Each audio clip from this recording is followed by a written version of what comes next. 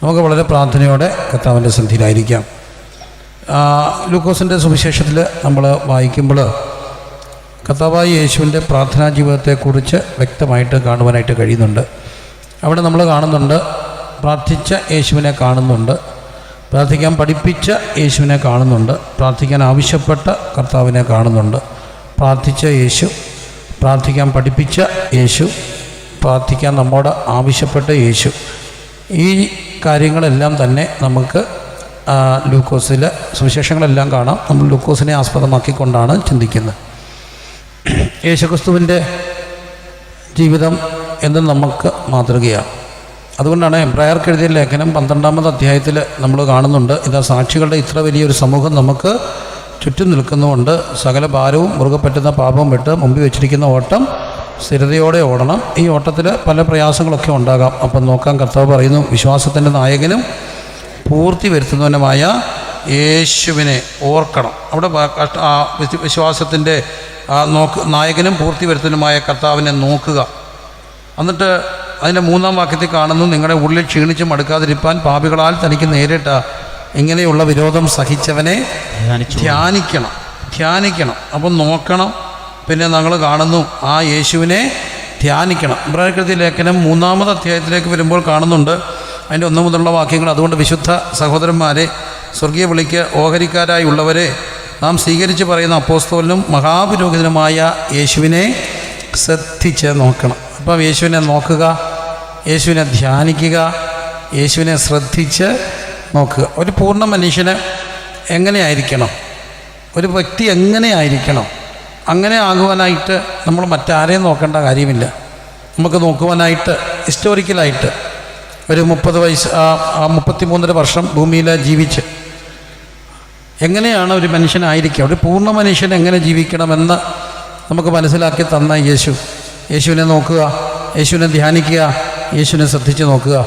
യേശുവിൻ്റെ ജീവിതത്തിലൂടെ ശ്രദ്ധിച്ച് നോക്കുമ്പോൾ നമ്മളും എങ്ങനെയായിരിക്കണം എന്നുള്ളതിനെക്കുറിച്ച് വ്യക്തമായിട്ടുള്ള ചിത്രങ്ങളെ കാണുവാനായിട്ട് കഴിയും. യേശു നമുക്ക് വേണ്ടി കർത്താവ് ജഡാവതാരം എടുക്കുമ്പോൾ നമുക്കറിയാം, പൂർണ്ണ ദൈവമായ കർത്താവ് പൂർണ്ണ മനുഷ്യത്വം സ്വീകരിച്ച്, പൂർണ്ണ ദൈവവും 100% ദൈവവും ദൈവത്വം മനുഷ്യത്വം സ്വീകരിച്ച് 100% ഒരു മനുഷ്യനായിട്ട് ഭൂമിയിൽ പാർക്കുകയാണ്. അങ്ങനെ ഭൂമിയിൽ പാർത്ത കർത്താവ് വളരെ ഒരു വളർന്ന മനുഷ്യനെ പോലെ വളരുകയാണ്. ലൂക്കോസിൻ്റെ സുവിശേഷം 2-ാം അധ്യായത്തിൻ്റെ 40-ാമത്തെ വാക്യത്തിൽ കാണുന്നു, പൈതൽ വളർന്നു, ജ്ഞാനം നിറഞ്ഞു, ആത്മാവിൽ ബലപ്പെട്ടു പോന്നു, ദൈവത്തിൻ്റെ കൃപ പൈതന്മേലുണ്ടായിരുന്നു. ആ വാക്യങ്ങളൊക്കെ നമ്മൾ പറഞ്ഞ് സാധാരണ നമ്മൾ മക്കൾക്ക് വേണ്ടിയൊക്കെ പ്രാർത്ഥിക്കുന്നതാണ്. പൈതൽ വളർന്നു, ജ്ഞാനം അറിയാവുന്നവരും ചേർന്ന് പറയുക. ഇത് ഇന്ത്യ പെന്തക്കോസ്ത് ദൈവസഭയുടെ സെൻട്രൽ കൺവെൻഷൻ അല്ലേ, വിശ്വാസ സമൂഹമാണ് ഭൂരിപക്ഷം ഇരിക്കുന്നത്. അതുകൊണ്ട് തന്നെ അറിയാവുന്ന വാക്യങ്ങളെ ചേർന്ന് പറയുന്നത് നല്ലതാണ്. പൈതൽ വളർന്നു, ജ്ഞാനം നിറഞ്ഞു, ആത്മാവിൽ ബലപ്പെട്ടു പോന്നു, ദൈവത്തിൻ്റെ കൃപയുണ്ട്. അപ്പം ഒരു കുഞ്ഞ് വളരണമെങ്കിൽ അതിന് അമൂലും ബോൺവിറ്റായും മാത്രം കൊടുത്താൽ പോരാ, ഇങ്ങനെയൊക്കെ വേണം വളർന്നാൽ മാത്രം പോരാ. എന്തു വേണം? ജ്ഞാനം വേണം. വളരെ ഗൗരവമായിട്ട് ഓർക്കുക, എന്തു വേണം? ജ്ഞാനം വേണം. അറിവല്ല, പിന്നെ ജ്ഞാനം എങ്ങനെ കിട്ടുമെന്നും വേദപുസ്തകം പഠിപ്പിക്കുന്നുണ്ട്. യഹോവ ഭക്തി ജ്ഞാനത്തിൻ്റെ ആരംഭമാണ്. യഹോവ ഭക്തി ജ്ഞാനത്തിൻ്റെ ആരംഭം. സദൃശവാക്യത്തിൽ പറയുന്നു, ജ്ഞാനമുള്ളവൾ എന്ത് പണിയും? വീട് പണി. അപ്പം വീട് പണിയാനായിട്ട്, ലോകത്ത് മുമ്പോട്ട് പോകാനായിട്ട് നമുക്ക് ആവശ്യം അറിവ് മാത്രം പോരാ, പിന്നെ എന്ത് വേണം? ജ്ഞാനം വേണം. യേശു വളർന്നു എന്ന് അവിടെ പറയുക. ആകാശം ഭൂമിയും മാറിപ്പോയാലും മാറിപ്പോകാത്ത നമ്മൾ 100% വേദപുസ്തകത്തിൻ്റെ ദൈവനിശ്വാസതയെ വിശ്വസിക്കുന്നവരാണ്. അപ്പോൾ അവിടെ എഴുതിയിരിക്കുന്നു, പൈതൽ വളർന്നു, ജ്ഞാനാത്മാവിനാൽ ജ്ഞാനത്തിൽ നിറഞ്ഞു. ജ്ഞാനം അറിവല്ല, ജ്ഞാനം ഇതിനോട് ഇച്ചിരി അപ്പുറത്തുള്ളതാണ്. ജ്ഞാനം ഇന്ന് അറിവിൻ്റെ ഒരു ലോകത്താണ്. അറിവുകളുടെ ഒരു വലിയ വാതായനം മനുഷ്യൻ്റെ മുമ്പിൽ തുറന്നു കിടക്കുകയാണ്. നമുക്ക് ആർക്കും എന്തിനെക്കുറിച്ചും അറിയണമെങ്കിൽ എങ്ങും നോക്കണ്ട, നമ്മുടെ കയ്യിരിക്കുന്ന ഫോണിനകത്ത് ഗൂഗിളിൽ സെർച്ച് ചെയ്താൽ മതി, ഒരുമാതിരിപ്പെട്ട അറിവുകളെല്ലാം കിട്ടും. അറിവുള്ള ലോകമാണ്. അറിയാൻ സാധ്യതകൾ, അനന്തമായ അറിവിൻ്റെ വാതായനങ്ങൾ മനുഷ്യൻ്റെ മുമ്പിൽ അനന്തമായി തുറന്നു കിടക്കുന്ന ഒരു ലോകത്താണ് നമ്മൾ ജീവിക്കുന്നത്. പക്ഷേ ഈ അറിവുള്ളത് കൊണ്ട് എന്തുണ്ടാകണമെന്നില്ല? ജ്ഞാനം ഉണ്ടാകണമെന്നില്ല. അറിവല്ല ജ്ഞാനം, ജ്ഞാനമല്ല അറിവ്. എന്താ ഈ ജ്ഞാനവും അറിവും തമ്മിലുള്ള വ്യത്യാസം? ജ്ഞാനം, പൈതൽ വളർന്നു, ജ്ഞാനം, wisdom, knowledge and wisdom. Knowledge എന്നൊക്കെ പറയുമ്പം കേവലം ബൗദ്ധികമായ ഒരു അറിവാണ്. എന്നാൽ അറിവിനപ്പുറത്തൊന്നുണ്ട്, ജ്ഞാനമെന്ന് പറയുക. ജ്ഞാനം, ഞാൻ ഇന്ന് പലപ്പോഴും ശ്രദ്ധിച്ചിട്ടുള്ള ഒരു കാര്യമുണ്ട്, വിവാഹമോചനങ്ങളൊക്കെ നടക്കാതിരിക്കാൻ നമ്മൾ പ്രാർത്ഥിക്കണം. എങ്കിലും ഞാൻ പലപ്പോഴും പലയിടത്തും യാത്ര ചെയ്യുമ്പോഴും അങ്ങനെയുള്ളവരെയൊക്കെ കാണുകയൊക്കെ ചെയ്യുമ്പോൾ ശ്രദ്ധിക്കാറുണ്ട്, ആരാണ് ഈ വിവാഹമോചിതർ കൂടുതലും ഒരു വലിയ ഭൂരിപക്ഷം, ഒരു മൈക്രോസ്കോപ്പിക് മൈനോറിറ്റിയോ അല്ലാതെ വരുന്നുള്ളൂ. ഭൂരിപക്ഷം ആരാണെന്ന് ചോദിച്ചാൽ ഭൂരിപക്ഷവും സാധാരണക്കാരല്ല.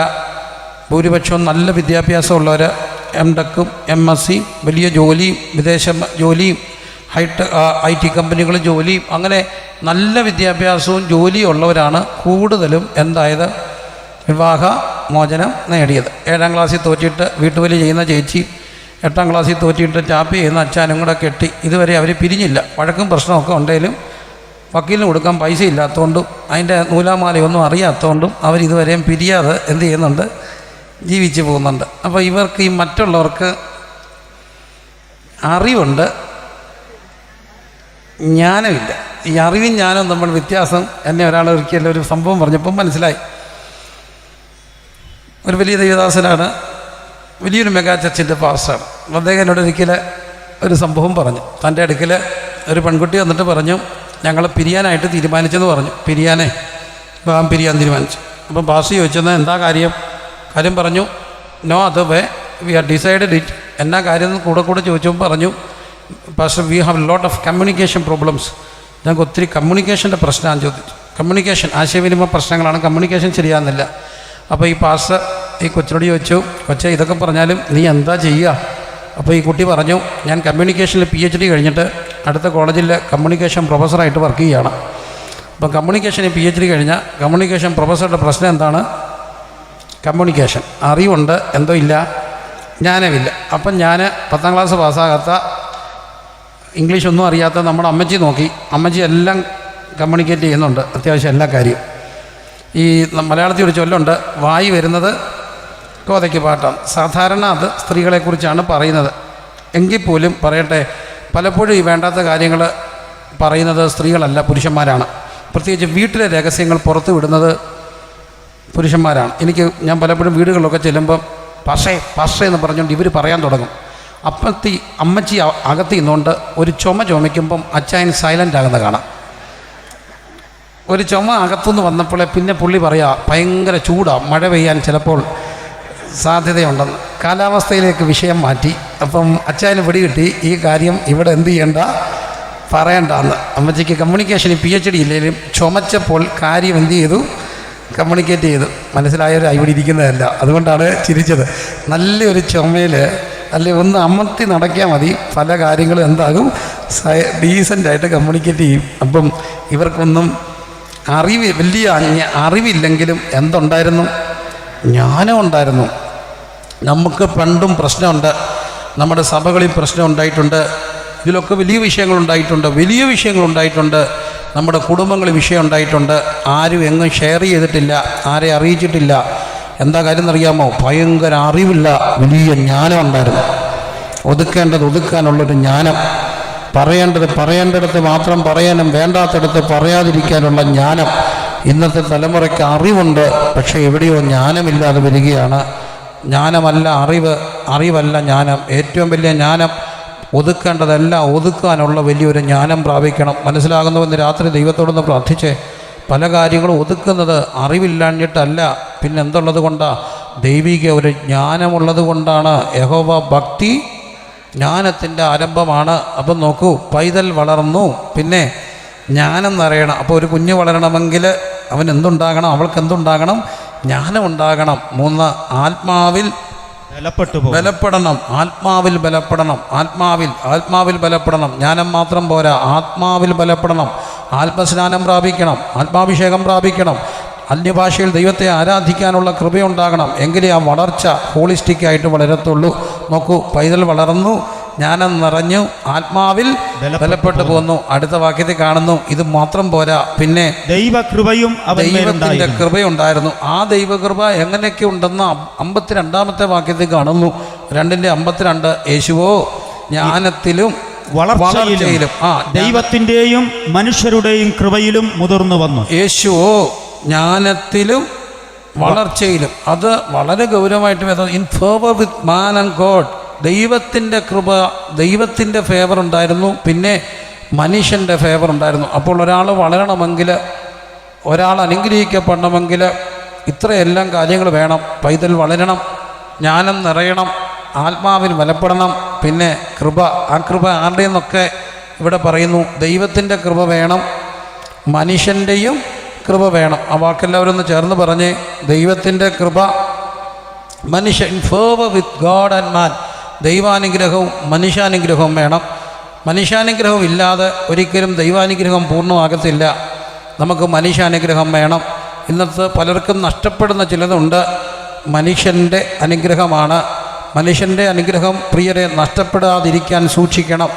പ്രായമുള്ളവരെ അനുഗ്രഹം വേണം, അപ്പൻ്റെ അമ്മയുടെ അനുഗ്രഹം വേണം, അപ്പൻ്റെ അമ്മയുടെ അനുഗ്രഹം വേണം. പ്രായമുള്ളവരുടെ അനുഗ്രഹം അത് വലിയൊരു അനുഗ്രഹമാണ്.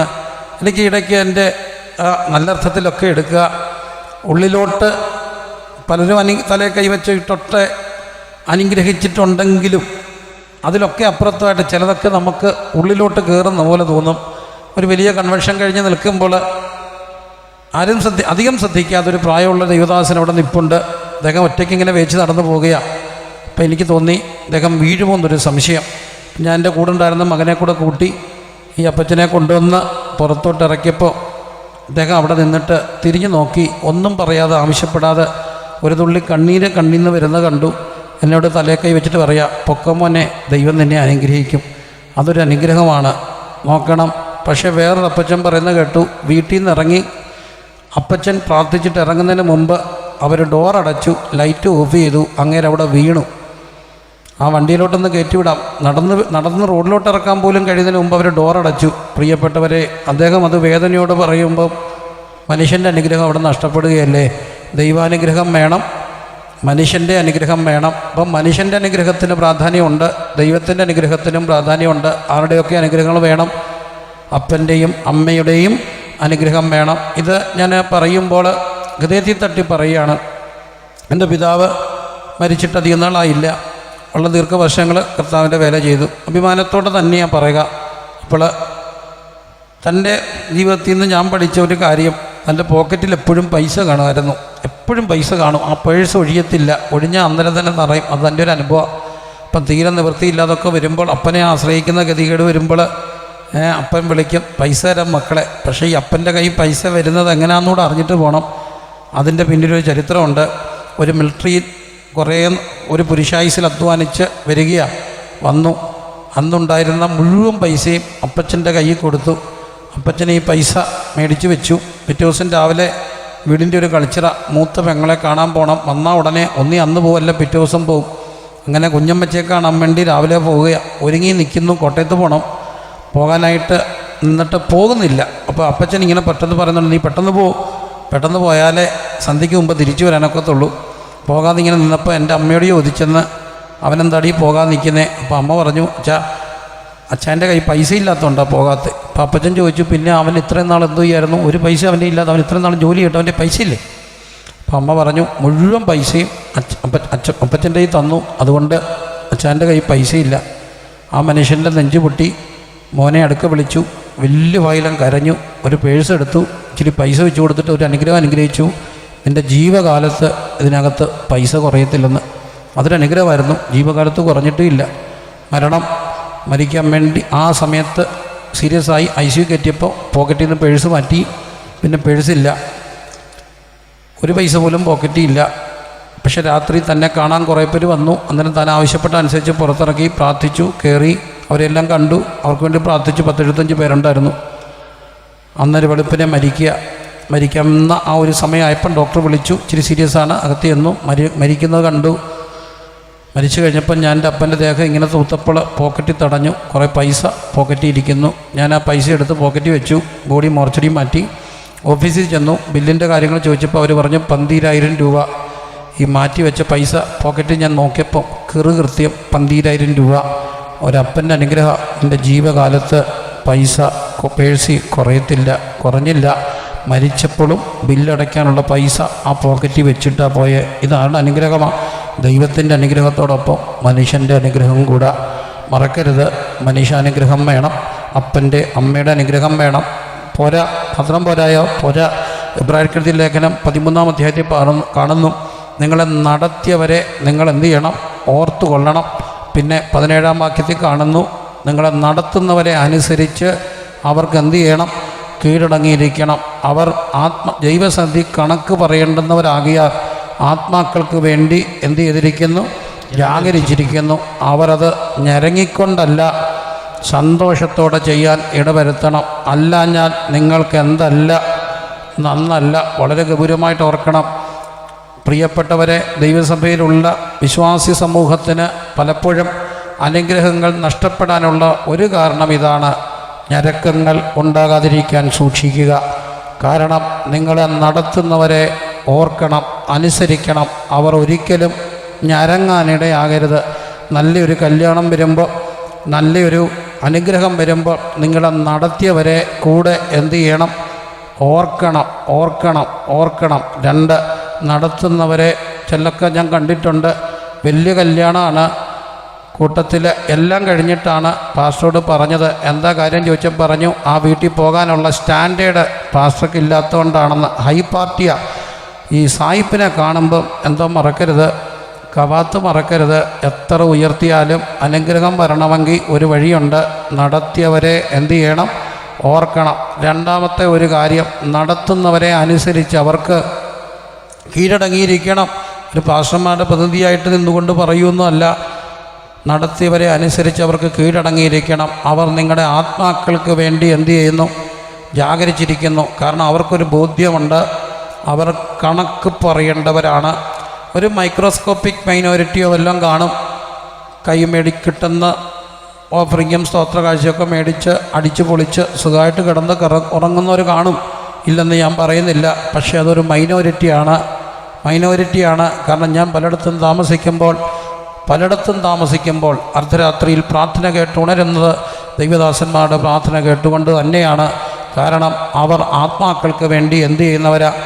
ജാഗരിക്കുന്നവരാ. 50 വർഷത്തോളം വേല ചെയ്ത എൻ്റെ അപ്പം മരിക്കുമ്പോൾ എൻ്റെ ഓർമ്മയിൽ ഞാൻ ഒരു ദിവസം പോലും കണ്ടിട്ടില്ല. തീരെ വയ്യാത്തപ്പോൾ ഒഴിച്ച് താനൊരു 1 മണി 1:30 മുമ്പ് കിടന്ന് കണ്ടിട്ടില്ല. ഒരു 10 മണിയാകുമ്പോൾ അവർ രണ്ടും കൂടി ഇരുന്നാൽ മരണം വരെയും ഓരോ വീട്ടുകാരെ ഓർക്കുന്ന പ്രാർത്ഥിക്കുന്ന കാണാം. ചിലരെ ഓർക്കുമ്പോൾ കണ്ണുകൾ നിറഞ്ഞു കവിയുന്നതും കരയുന്നതും കണ്ടിട്ടുണ്ട്. അതാരും കണ്ടില്ലെങ്കിലും അവർക്കൊരു ഉറപ്പുണ്ട്, ആത്മാക്കൾക്ക് വേണ്ടി ജാഗരിക്കുമ്പോൾ മറ്റാർക്കും വേണ്ടിയല്ല ജാഗരിക്കുന്നത്.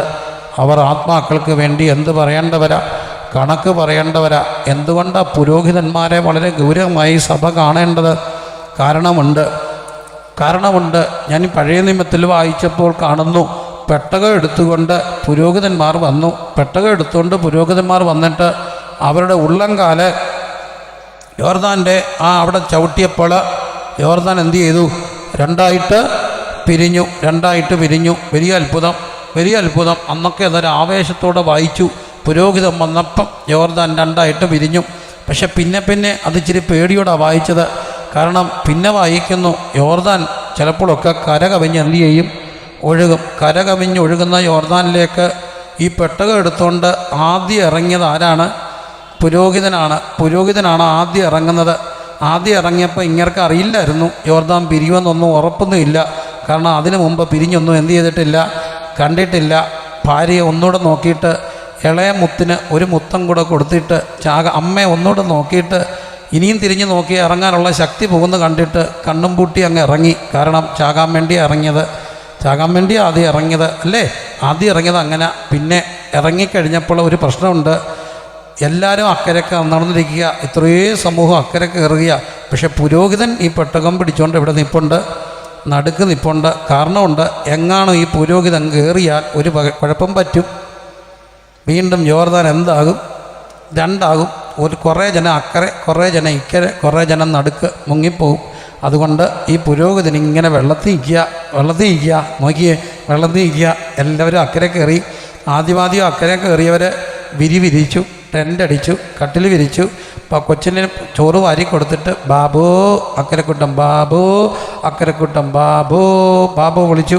ബാബു വിളിച്ചപ്പം കൊച്ചി ചോദിച്ചു ഇടയ്ക്ക്, അമ്മേ ആ പാസ്റ്റങ്ങൾ എന്തി അമ്മേ, വേണ്ടാത്ത കാര്യം മോനിപ്പം ചിന്തിക്കാതെ എൻ്റെ പൊന്നുമക്കൾ ഉറങ്ങിക്കേ ബാബു. അപ്പോഴും പാസ്റ്റർ ഇവിടെ നിൽപ്പുണ്ട്, പുരോഹിതൻ ഇവിടെ നിൽപ്പുണ്ട്, വെള്ളത്തിൽ നിൽപ്പുണ്ട്. എല്ലാ വീടുകളും കയറി, എല്ലാ വീടുകളുടെയും വിളക്കടഞ്ഞു, എല്ലാവരും കിടന്നു. അപ്പോഴും കിടക്കാത്ത 2 പേരുണ്ട്. പുരോഹിതൻ്റെ വീട്ടിൽ ഭാര്യയും മക്കളുമുണ്ട്. കാരണം അവർക്ക് കിടക്കാനൊക്കത്തില്ല, വെള്ളത്തിലൊരാൾ നിൽപ്പുണ്ട്. ഇതാണ് പുരോഹിതൻ, ഇതാണ് പുരോഹിതന്മാർ ഇവിടെ ഇരിക്കുന്നവരും രാജകീയ പൗരോഹിത്യ വർഗത്തിൽപ്പെട്ടവർ ഓർക്കുക. ഇതാണ് പുരോഹിത ശുശ്രൂഷ, ഇതാണ് പുരോഹിത ശുശ്രൂഷ. അവർ ആത്മാക്കൾക്ക് വേണ്ടി എന്ത് ചെയ്യുന്നവരാ? ജാഗരിക്കുന്നവരാ. ഏറെ താമസിച്ച് വിളക്കണയുന്നവർ അവരായിരിക്കണം. ഏറെ രാവിലെ വിളക്കുണരുന്നതും അവരുടേതായിരിക്കണം. കാരണം അവർ ആത്മാക്കൾക്ക് വേണ്ടി ജാഗരിക്കുന്നവരാ. അതല്ലേ വേദപുസ്തകം പറയുക.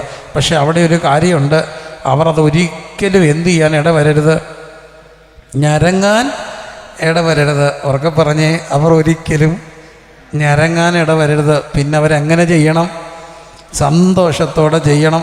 ദൈവത്തിൻ്റെ കൃപ വേണം, പിന്നെ മനുഷ്യൻ്റെ അനുഗ്രഹം വേണം. സന്തോഷത്തോടെ ചെയ്യണം, സന്തോഷത്തോടെ ഞരങ്ങാൻ പാടില്ല. ഞാനിത് പറയുമ്പം ഒരു ശുശ്രൂഷകളുടെ പ്രതിനിധിയായിട്ടിരുന്നുകൊണ്ട് പറയും, പലപ്പോഴും എന്തുണ്ടാകാറുണ്ട്? ഞരക്കങ്ങൾ ഉണ്ടാകാറുണ്ട്, ഇല്ലേ? ഞരക്കങ്ങൾ ഉണ്ടാകാറുണ്ട്. അല്ലാഞ്ഞാൽ, അങ്ങനെ അല്ലെങ്കിൽ ഞരങ്ങിയാൽ എന്തല്ല, നന്നല്ല. വിടട്ടെ. യേശുവോ ജ്ഞാനത്തിൽ വളർന്നു, ആ മനുഷ്യൻ്റെ കൃപയിലും ദൈവത്തിൻ്റെ കൃപയിലും മുതിർന്നു വരണം മക്കളെ, മുതിർന്നു വരണം. എങ്ങനെ? ദൈവത്തിൻ്റെ കൃപയിലും മനുഷ്യൻ്റെ കൃപയിലും മുതിർന്നു വരണം. അപ്പോൾ അതിന് തന്നെ ബലപ്പെടുത്തിയത് തൻ്റെ ഒരു കുടുംബ പശ്ചാത്തലം കൂടെ നമുക്ക് വേഗത്തിൽ ഒന്ന് നോക്കിപ്പോൾ എന്നെ ഈ ദിവസങ്ങൾ വളരെ ധ്യാനിപ്പിക്കുന്നൊരു കാര്യമാണ്. ഈ കർത്താവിൻ്റെ ജനനത്തോടുള്ള ബന്ധത്തിൽ താൻ ആ പിറവിക്ക് വേണ്ടി, ആ ജഡാവതാരം എടുക്കാൻ വേണ്ടി കണ്ടെത്തിയെടുത്ത് നസ്രയത്തിലെ ഒരു കൊച്ചു കുടുംബത്തെയാണ്. ഞാൻ യേശുവിനോട് ചോദിച്ചു, കർത്താവേ, ഇത്രയും കുടുംബം വേറെ ഇല്ലേ, പിന്നെന്തിനാ ഈ കൊച്ചു കുടുംബത്തിൽ മാത്രം പോയത്? വേറെ എന്തെല്ലാം കുടുംബങ്ങളിൽ പോകാമായിരുന്നു. പക്ഷേ ആ കുടുംബത്തിൽ ചില പ്രത്യേകതകൾ കാണുകയാണ്. ഒന്ന് വേഗത്തിൽ തൊട്ട് പോകാം. എന്തുകൊണ്ടായിരിക്കാം യേശു ആ കുടുംബത്തെ എടുത്തത്? ലൂക്കോസ് പറയുന്നു, മത്തായി പറയുന്നൊരു കാര്യമുണ്ട്.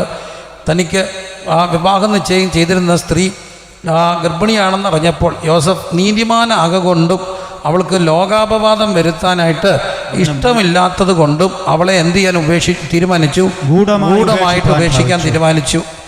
എന്തുകൊണ്ടാണ് ഗൂഢമായിട്ട് ഉപേക്ഷിക്കാൻ തീരുമാനിക്കുന്നത്? കാരണമുണ്ട്. അന്ന് ഇത് വെളിപ്പെടുത്തേണ്ടത് ഭർത്താവിൻ്റെ ജോലിയാണ്. അല്ലെങ്കിൽ വിവാഹ നിശ്ചയം ചെയ്ത പുരുഷൻ വേണം പറയാൻ, എനിക്കിനി കല്യാണം വേണ്ട. അപ്പോൾ എല്ലാവരും പറയും, ഒക്കില്ല, നിശ്ചയം സത്യം ചെയ്തിട്ട് ഛേദം വന്നാലും മാറരുത്. എന്തുകൊണ്ടാണ് നീ ഇങ്ങനെയൊക്കെ ചെയ്യേണ്ടത്? അപ്പോൾ അവന് പറയേണ്ടി വരും, സ്ത്രീ ഗർഭിണിയാണ്. അങ്ങനെ കാണും പറഞ്ഞാലോ സംഭവിക്കാൻ പോകുന്നൊരു കാര്യമുണ്ട്. അന്നത്തെ പരീക്ഷ പ്രമാണികളെല്ലാം കൂടെ വന്നിട്ട് വട്ടം കൂടിയിരിക്കും.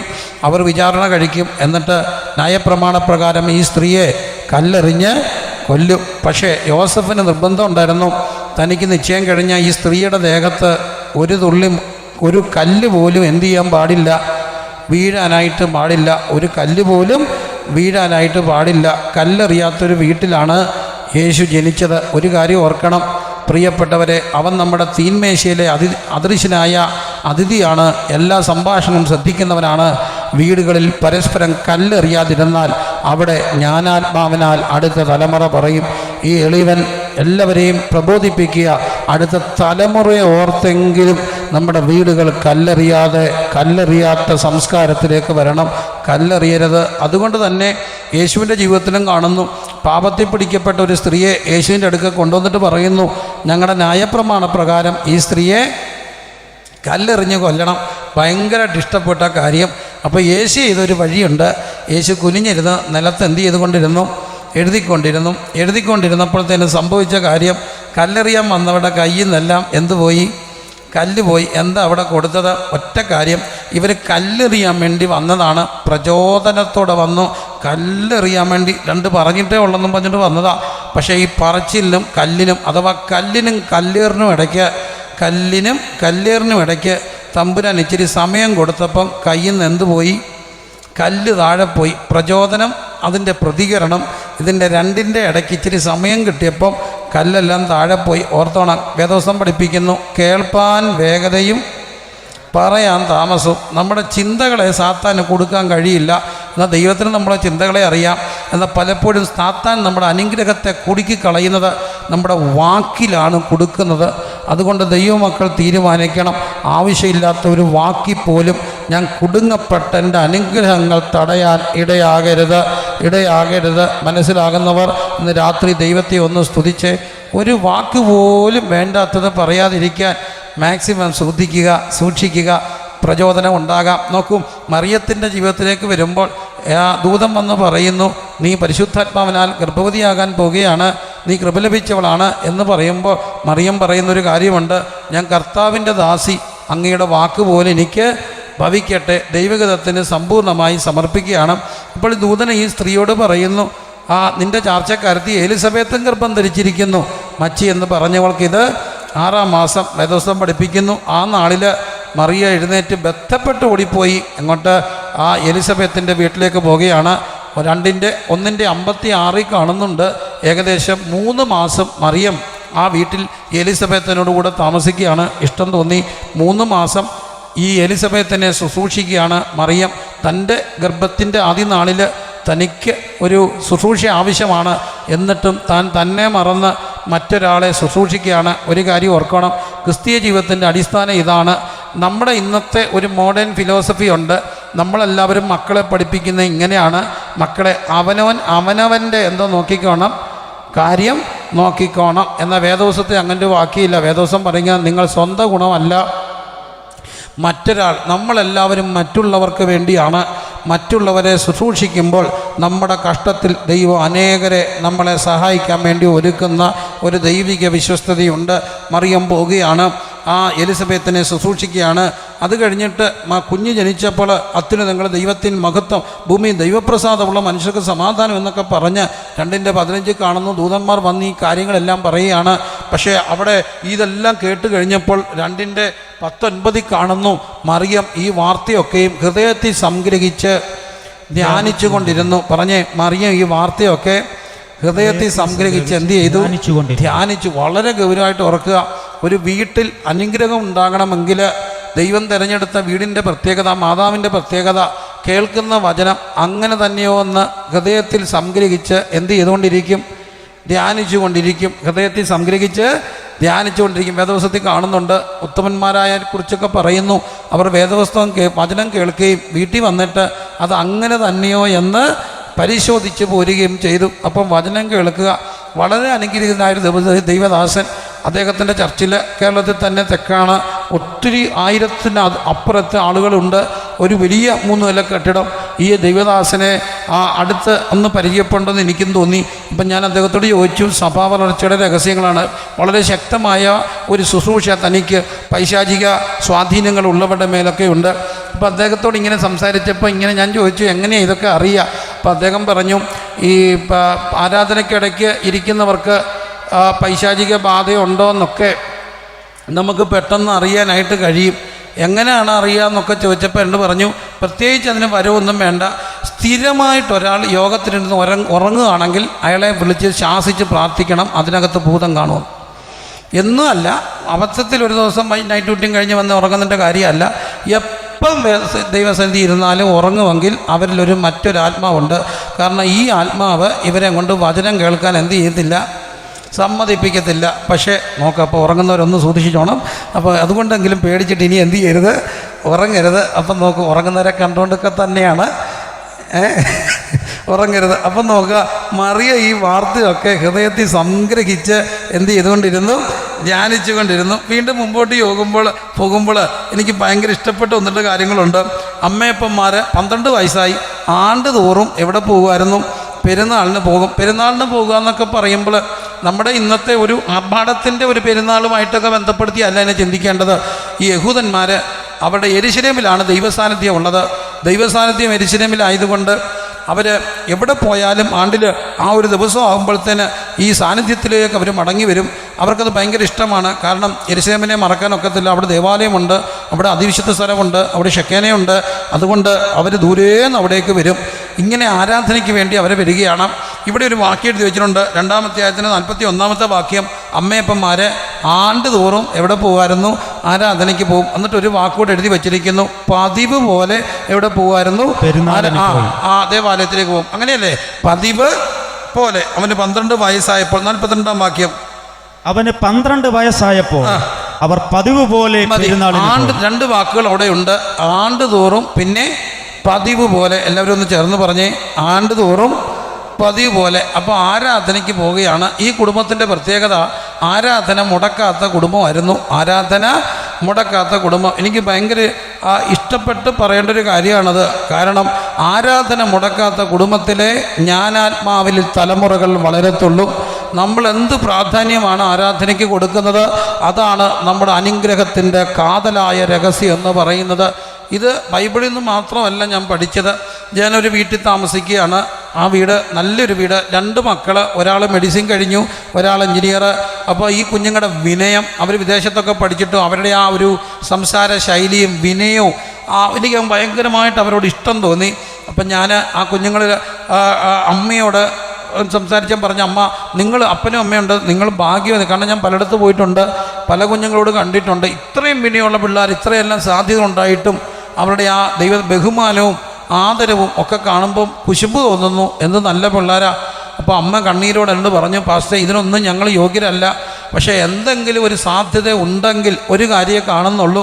എന്താണെന്ന് ചോദിച്ചപ്പം പറയുക, ഞങ്ങളുടെ ചർച്ചിൽ ഞങ്ങൾ ഉത്തരേന്ത്യ വർക്ക് ചെയ്തിട്ടുണ്ട്, വിദേശത്ത് വർക്ക് ചെയ്തിട്ടുണ്ട്. എവിടെയാണെങ്കിലും ഞങ്ങൾ എവിടെയെല്ലാം ആരാധനയ്ക്ക് സഭാംഗങ്ങളായിട്ടുണ്ടോ അവിടെ ആരാധനയ്ക്ക് ആദ്യം ചെല്ലുന്നതും ഞങ്ങളായിരിക്കും, അവസാനം പോകുന്നതും ഞങ്ങളായിരിക്കും. ഞങ്ങളുടെ അനുഗ്രഹത്തിൽ ഞങ്ങൾ അവിടെ ചെല്ലും, കാർപ്പറ്റ് വൃത്തിയാക്കും, കസേര നിരത്തിയിടും, പായ് വിരിക്കും. ആരും കംപ്ലൈൻ്റ് ഇല്ല. അത് കഴിഞ്ഞായിരിക്കും ചിലപ്പം ദൈവദാസനും കുടുംബം പോലും വരുന്നത്. എങ്കിൽ പോലും എല്ലാം ചെയ്തിട്ട് അവിടെ ഇരുന്ന് പ്രാർത്ഥിക്കും. ഞങ്ങൾക്ക് ഒരു പരാതിയില്ല. ഞങ്ങൾ അനുഗ്രഹത്തിൻ്റെ പിന്നിലൊരു രഹസ്യമുണ്ട്, ആരാധനയ്ക്ക് കൊടുത്ത പ്രാധാന്യത്തിൻ്റെ രഹസ്യം. ആരാധനയ്ക്കും ആലയത്തോടും ആരെല്ലാം പ്രാധാന്യം കൊടുക്കുന്നോ അവരെ അനുഗ്രഹിക്കുന്ന ഒരു ദൈവമുണ്ടെന്ന് ഇന്ന് രാത്രി ഞാൻ പറയുമ്പോൾ അത് യാഥാർത്ഥ്യമായ കാര്യമല്ലേ? എവിടെയെല്ലാം ഒരു പ്രാദേശിക സഭ വളർന്നിട്ടുണ്ടോ അതിൻ്റെ എല്ലാം പിന്നിൽ ബലമുടക്കിയ ഒരു കുടുംബം കാണും. അവരെ പലരും പറയും നിങ്ങൾ മണ്ടരാണെന്ന്. എന്ന കാലം തെളിയിക്കും ആരാണ് മണ്ടർ, ആരാണ് മിടുക്കനെന്ന്. ചില മിടുക്കന്മാർ പറയും ഞങ്ങൾ യോഗം തുടങ്ങിയ 11 മണിക്കേ പോകത്തുള്ളൂ, പിന്നെ ആശീർവാദത്തിന് മുമ്പ് ഞങ്ങളങ്ങ് പോകും, ആരോടും മിണ്ടാൻ പോകത്തില്ല. ചിലരുണ്ട് നേരത്തെ വരും. ഞാൻ കേട്ടതാണ്, ഒരു ദൈവദാസൻ ഒരു സഹോദരിയോട് ദൂത് പറയുന്നു, നിങ്ങൾ ആലയത്തിൽ വന്നിട്ട് ആരും കാണാതെ കാർപ്പറ്റിൽ കിടന്ന പേപ്പറും നൂലുകളും പറക്കി വൃത്തിയാക്കിയതും ഞാൻ കണ്ടില്ലെന്ന് നിങ്ങൾ കരുതരുതെന്ന് പറയുമ്പോൾ, എത്ര ആരും കാണാത്തത് പോലും കാണുന്നൊരു ദൈവമുണ്ട്. ആരാണ് മിടുക്കൻ, ആരാണ് മണ്ടൻ ഇന്നല്ല തെളിയാൻ പോകുന്നത്, അടുത്ത തലമുറയെ തെളിയും ആരാണ് മണ്ടനെന്ന്, ആരാണെന്ന് മിടുക്കൻ. മുടക്കരുത് ആരാധന. ആരാധനയ്ക്ക് നേരത്തെ പോകണം, ആരാധനയ്ക്ക് ആരാധിക്കാൻ വേണ്ടി പോകണം. ആരെയും നോക്കാതെ ഇടം മറന്ന് ദൈവത്തെ ആരാധിക്കണം. ദൈവത്തിന് കരമുയർത്തി ദൈവത്തിനൊന്ന് സ്തോത്രം ചെയ്താട്ട് തലേ ദിവസമേ ഒരുക്കങ്ങൾ നടത്തണം. എന്തിനു പോകാൻ?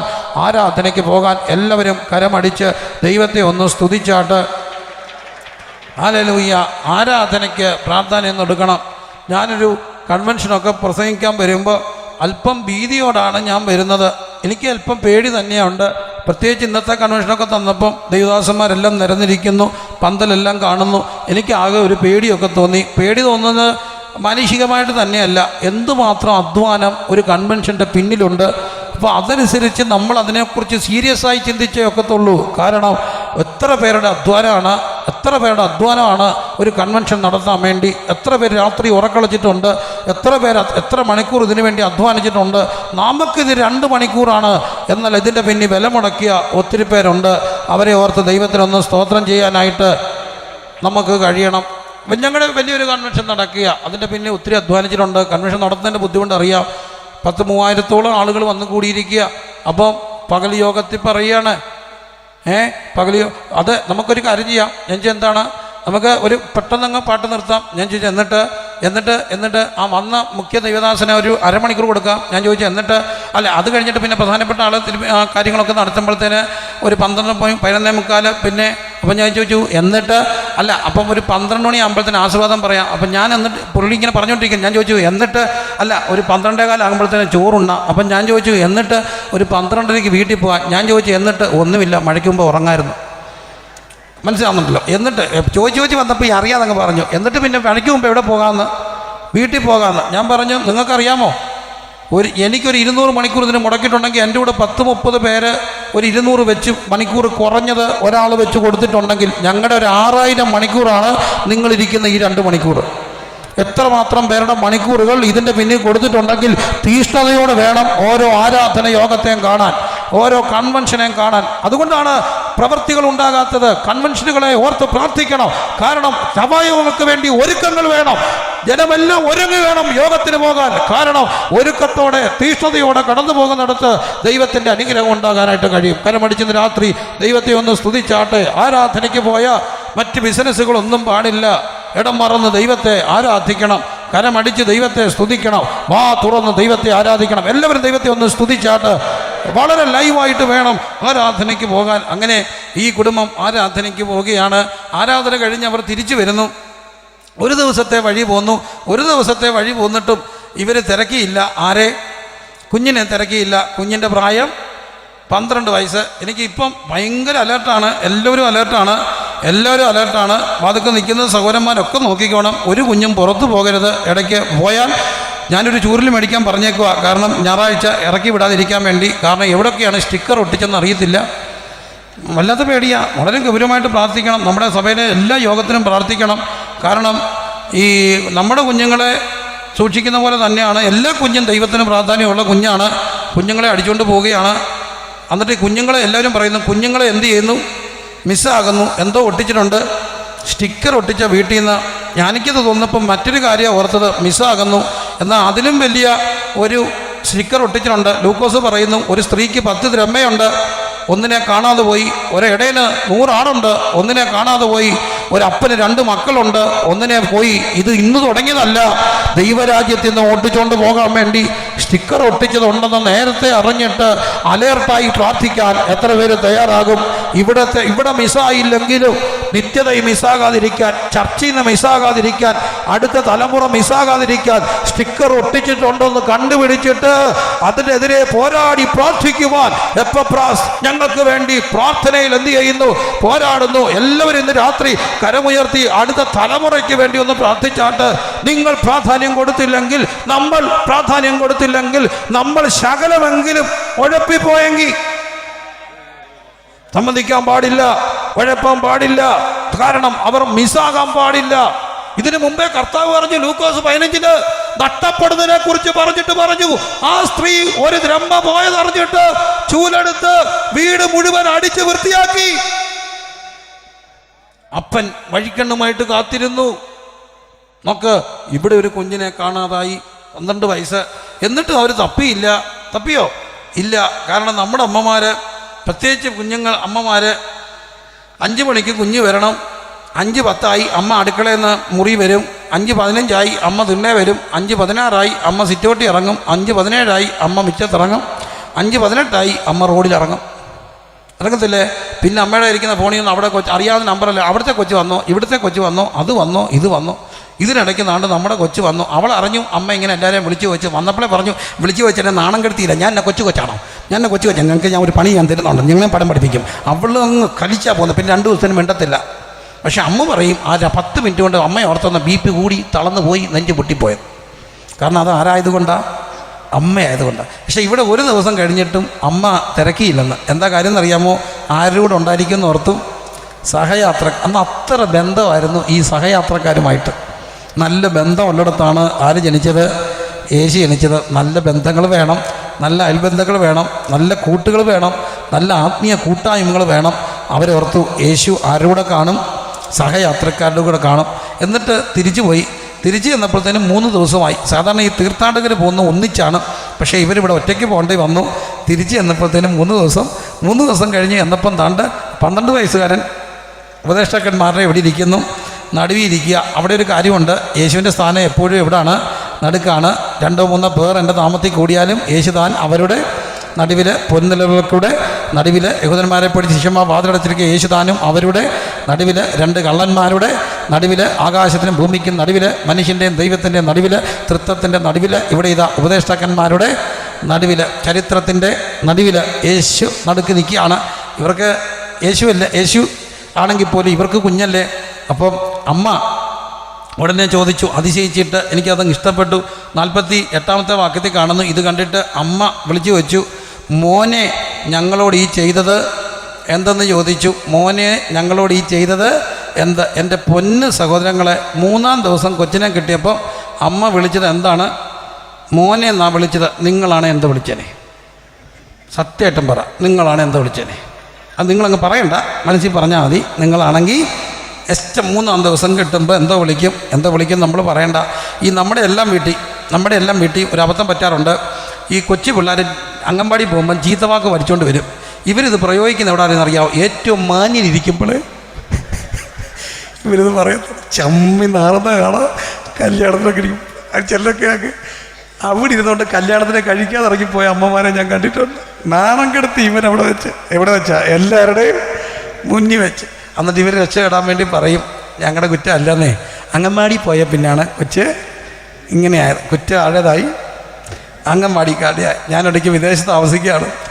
അവിടെ വെച്ചൊരു കൊച്ച്, ആ കൊച്ച് ഇങ്ങനെ ഇംഗ്ലീഷ് പടപടപെടാന്ന് പറയണം. അപ്പം ഞാൻ ആ കുഞ്ഞിനോട് സംസാരിച്ചാൽ പറഞ്ഞു, കുഞ്ഞെ മോളെന്നോട് ഇംഗ്ലീഷിലല്ല മലയാളത്തിൽ സംസാരിക്കാം. എന്നാൽ അവൾ പറഞ്ഞു, uncle I don't want to talk to in Malayalam, I won't. എന്നിട്ട് അവൾ പറഞ്ഞു, uncle I hate this language Malayalam. Malayalam പിണക്കാന്നൊക്കെ പറഞ്ഞ് ഇങ്ങനെ പറഞ്ഞുകൊണ്ടിരിക്കുമ്പോൾ അവിടെ അനിയൻ വന്ന് നമുക്കിട്ടൊരു അടി വെച്ച് കൊടുത്തു. അവൾ ശുദ്ധ തെറി മലയാളത്തിൽ വിളിച്ചു. അപ്പം ഞാൻ നോക്കി അവിടെ കാണും അംഗൻവാടി ഉണ്ടോയെന്ന്. അവിടെ അംഗൻവാടി ഇല്ല. അപ്പം പിന്നെ ഇത് എവിടുന്ന് പഠിച്ചാൽ? ഇതൊരിക്കലും അംഗൻവാടിയിൽ നിന്ന് പഠിച്ചതല്ല. ഇതൊന്നീ അച്ചായൻ അമ്മയെ വിളിച്ചതാ, അല്ലെങ്കിൽ അമ്മ അച്ചായനെ വിളിച്ചതാ. ഇത് രണ്ടും അല്ലെങ്കിൽ ദേഷ്യം വന്നപ്പം അമ്മ ആരെ വിളിച്ചതാ? കൊച്ചിനെ വിളിച്ചതാ. നമ്മുടെ വാക്കാണ് നമ്മുടെ ആത്മീയത. എത്ര പ്രകോപനം ഉണ്ടായാലും ഒരു വേണ്ടാത്ത വാക്ക് പറയാതിരിക്കാൻ ദൈവസന്നിധി പ്രാർത്ഥിക്കണം. കരമുയർത്തി ദൈവത്തിനൊന്ന് സ്തോത്രം ചെയ്തേ. എനിക്ക് അങ്ങനെയുള്ളവരെയൊക്കെ ഭയങ്കര ബഹുമാനത്തോടെ ഞാൻ കണ്ടിട്ടുണ്ട്. ഒരു വീട്ടിലൊരു പ്രശ്നം ഉണ്ടായിരിക്കും, മോനും മരും കൊണ്ട് വഴക്കുണ്ടാക്കി മോടെ വീട്ടുകാരൊക്കെ വന്ന് ഈ ഭർത്തൃ വീട്ടുകാരെ കുറ്റപ്പെടുത്താൻ തുടങ്ങിയപ്പോൾ ഒരു സാധാരണക്കാരനായ ഒരു മനുഷ്യൻ അവിടെ ഇന്നുകൊണ്ട് മോനോടൊരു ചോദ്യം ചോദിക്കുന്നു, ഇവരെന്നെ കുറ്റപ്പെടുത്തുകയല്ലേ ഞങ്ങളെ, എങ്കിലും നീ ഇവരെ സാക്ഷി നിർത്തി ഞാൻ നിന്നോട് ചോദിക്കുക, നിനക്ക് ഇത്രയും പ്രായമായില്ലേ, നിൻ്റെ അമ്മയെ ഇന്ന് വരെ ഞാൻ എടീന്ന് വിളിച്ച് നീ കേട്ടിട്ടുണ്ടോയെന്ന്. വലിയ മനുഷ്യൻ, IAS കാരനൊന്നും അല്ല, ഒരു സാധാരണ മനുഷ്യൻ ചോദിച്ചപ്പോൾ ഞാൻ ഓർത്തു, ഇങ്ങനെയും മനുഷ്യരില്ലേ ഉണ്ട്. എത്ര പ്രകോപനം ഉണ്ടായാലും നല്ല വാക്കുകൾ മാത്രം പറയാൻ. ഞാൻ അത്ര നല്ല വാക്കുകൾ ഉള്ള ഒരു പൈതൃകമൊന്നും ഉള്ള ആളല്ല. എൻ്റെ അപ്പന്മാരെല്ലാം തോട്ടം ജീവനക്കാരായിരുന്നു. അതുകൊണ്ട് തന്നെ ഞങ്ങളുടെ വാക്കുകൾ അത്ര നല്ലതാണെന്ന് ഞാൻ പറയില്ല. പക്ഷേ ഈ വാക്കെന്നെ പേടിപ്പിക്കുന്നു. എന്താണ്? ഒരു കാരണവശാലും വേണ്ടാത്തൊരു വാക്ക് പറയാതിരിക്കാമെങ്കിൽ അടുത്ത തലമുറ ജ്ഞാനാത്മാവിനാൽ നിറയാൻ തുടങ്ങും. കരമടിച്ച് ദൈവത്തെ ഒന്ന് സ്തുതിച്ചാട്ട്. യെശയ്യാവിനെ തൊട്ട ആ കനലുകൊണ്ട് നമ്മളെ തൊടണം. നമുക്കെല്ലാവർക്കും, നിങ്ങൾക്കെന്നല്ല നമുക്കെല്ലാവർക്കും ആ ഒരു സ്പർശനം ആവശ്യമാണ്. എങ്കിലേ അടുത്ത തലമുറയിൽ കർത്താവിന് വേണ്ടി സ്വാധീനിക്കാൻ നമുക്ക് കഴിയത്തുള്ളൂ. ദൈവത്തെ ഒന്ന് സ്തോത്രം ചെയ്ത് പ്രാർത്ഥിച്ച്, ദൈവമേ എത്ര പ്രകോപനം ഉണ്ടായാലും അത്തരത്തിലുള്ള ഞാൻ വേഗത്തിൽ മുമ്പോട്ട് പോകട്ടെ. നിൻ്റെ അപ്പനും എന്നിട്ട് പറയുകയാണ്, മോനെ ഞങ്ങളോട് ഇങ്ങനെ ചെയ്തത് എന്തെന്ന് ചോദിച്ചു. അത് കഴിഞ്ഞിട്ട് ഈ അമ്മ പറഞ്ഞൊരു വാക്ക് എനിക്കിഷ്ടപ്പെട്ടു. നിൻ്റെ അപ്പനും ഞാനും നിന്നെ തെരഞ്ഞു. നിൻ്റെ അപ്പനും ഞാൻ ആൻറ്റിമാരോട് ചോദിക്കുകയാണ്, ആൻറ്റിമാരെ ഇങ്ങനൊരു സാഹചര്യം പെട്ടെന്ന് നിങ്ങൾ വന്നു, നിങ്ങൾ ചാടിക്കയറി പറയുമ്പോൾ നിൻ്റെ അപ്പനും ഞാനും എന്ന് പറയോ, ഞാനും നിൻ്റെ അപ്പനെന്ന് പറയോ? കള്ളം പറയല്ലേ, പറഞ്ഞു നോക്കിയേ. നിൻ്റെ അപ്പനും ഞാനൊന്നും പറയോ, ഞാനും നിൻ്റെ അപ്പനെന്ന് പറയോ? ഞാനും നിൻ്റെ അപ്പനും. ഒയ്യോ, ഓരോരുത്തർ സാക്ഷ്യം പറയുന്നത് കാണാം. ഞാൻ ഒറ്റയെടുത്ത് പ്രാർത്ഥിച്ച് ഞാൻ അപ്പം ഞാൻ ഓർത്ത് ഇയാൾ ചത്തുപോയോന്ന്. ഇല്ല, പുള്ളി അവിടെ ഉണ്ട്. എന്നിട്ടും പറയാണ് എല്ലാം ആരാണ്? ഞാനാണ്. പക്ഷേ ഈ അമ്മ പറഞ്ഞപ്പോൾ എന്താ പറഞ്ഞത്? നിൻ്റെ അപ്പനും ഞാനും. അപ്പം അമ്മയും കൊണ്ട് സംസാരിപ്പിച്ചു. അന്ന് സ്ത്രീ സംസാരിക്കാൻ പാടില്ല, പക്ഷെ അപ്പൻ അമ്മയും കൊണ്ട് സംസാരിക്കുകയാണ്. ഒരു കാര്യം, അകനിന്ന ഇല്ലാത്തിടത്താണ് അനുഗ്രഹം ഉണ്ടാകുന്നത്. ആരെയും നിന്ദിക്കാതിരിക്കാമെങ്കിൽ പരസ്പരം ബഹുമാനിക്കുന്നിടത്ത് വലിയ ദൈവാനുഗ്രഹം ഉണ്ടാകും. അവിടുത്തെ കുഞ്ഞുങ്ങൾ അനുഗ്രഹിക്കപ്പെട്ട കുഞ്ഞുങ്ങളാകും. നിങ്ങൾ പരസ്പരം ബഹുമാനിക്ക്, ദൈവദാസന്മാരെ ബഹുമാനിക്ക്, സഹോദരന്മാരെ ബഹുമാനിക്ക്. ബഹുമാനം കൊടുക്കുന്നിടത്ത് ദൈവത്തിൻ്റെയും മനുഷ്യൻ്റെയും കൃപയുണ്ടാകും. അവിടെ ഒരു തലമുറ വളരും, പൈതൽ വളരും, ജ്ഞാനം നിറയും, ആത്മാവിൽ ബലപ്പെടും. അടുത്ത തലമുറയ്ക്ക് അനുഗ്രഹം വരാൻ വേണ്ടിയെങ്കിലും ആരെയും നിന്ദിക്കാത്തൊരു സംസ്കാരം നമുക്കുണ്ടാകാൻ കഴിയണം. ദൈവത്തിനൊന്ന് സ്തോത്രം ചെയ്താട്ട് ആരെയും നിന്ദിക്കരുത്. അങ്ങനെ കർത്താവ് വളരുകയാണ്. കർത്താവ് വളർന്ന് 30-ാമത്തെ വയസ്സിൽ സ്നാനമേക്കുന്നു. ഞാൻ വേഗത്തിൽ മുമ്പോട്ട് പോകട്ടെ. അപ്പോൾ സ്നാനമേറ്റൊക്കെ കഴിഞ്ഞപ്പോൾ കർത്താവ് പ്രാർത്ഥിച്ചു കഴിഞ്ഞപ്പോൾ പരിശുദ്ധാത്മാവ് ദേഹരൂപത്തിൽ കർത്താവിൻ്റെ മേൽ വരികയാണ്. 5-ാമത് അധ്യായത്തിലേക്ക് വരുമ്പോൾ കർത്താവിൻ്റെ പ്രാർത്ഥനാ സ്വഭാവം അവിടെ കാണുകയാണ്. 4-ാം അധ്യായത്തിൽ കാണുന്നു. 5-ാം അധ്യായത്തിൻ്റെ 16-ാമത്തെ വാക്യം, അവനോ നിർജ്ജന സ്ഥലത്തേക്ക് വാങ്ങിപ്പോയി പ്രാർത്ഥിച്ചുകൊണ്ട്. ഞാൻ ഇത്തിരി വേഗത്തിൽ പോകട്ടെ. നിർജ്ജന സ്ഥലത്തേക്ക് വാങ്ങിപ്പോയി ഒരു സംഭവത്തിന് ശേഷം യേശു പ്രാർത്ഥിക്കുകയാണ്. ഓരോ സംഭവത്തിന് ശേഷം യേശു പ്രാർത്ഥിക്കുകയാണ്. അതിൻ്റെ തൊട്ട് മുമ്പൊരു സംഭവമുണ്ട്. പട്ടണത്തിൽ ഇരിക്കുമ്പോൾ കുഷ്ഠം നിറഞ്ഞൊരു മനുഷ്യൻ വന്നിട്ട് യേശുവിനോട് പറഞ്ഞു, നിനക്ക് മനസ്സുണ്ടെങ്കിൽ എന്നെ എന്ത് ചെയ്യുക, സൗഖ്യമാക്കാൻ പറഞ്ഞു. മനസ്സുണ്ടെങ്കിൽ സൗഖ്യമാക്കുക. കർത്താവ് പറഞ്ഞു, യേശു കൈ നീട്ടി അവനെ തൊട്ടു. എനിക്ക് മനസ്സുണ്ടെന്ന് പറഞ്ഞു. യേശു അവനെ തൊട്ടു, അവൻ സൗഖ്യമായി.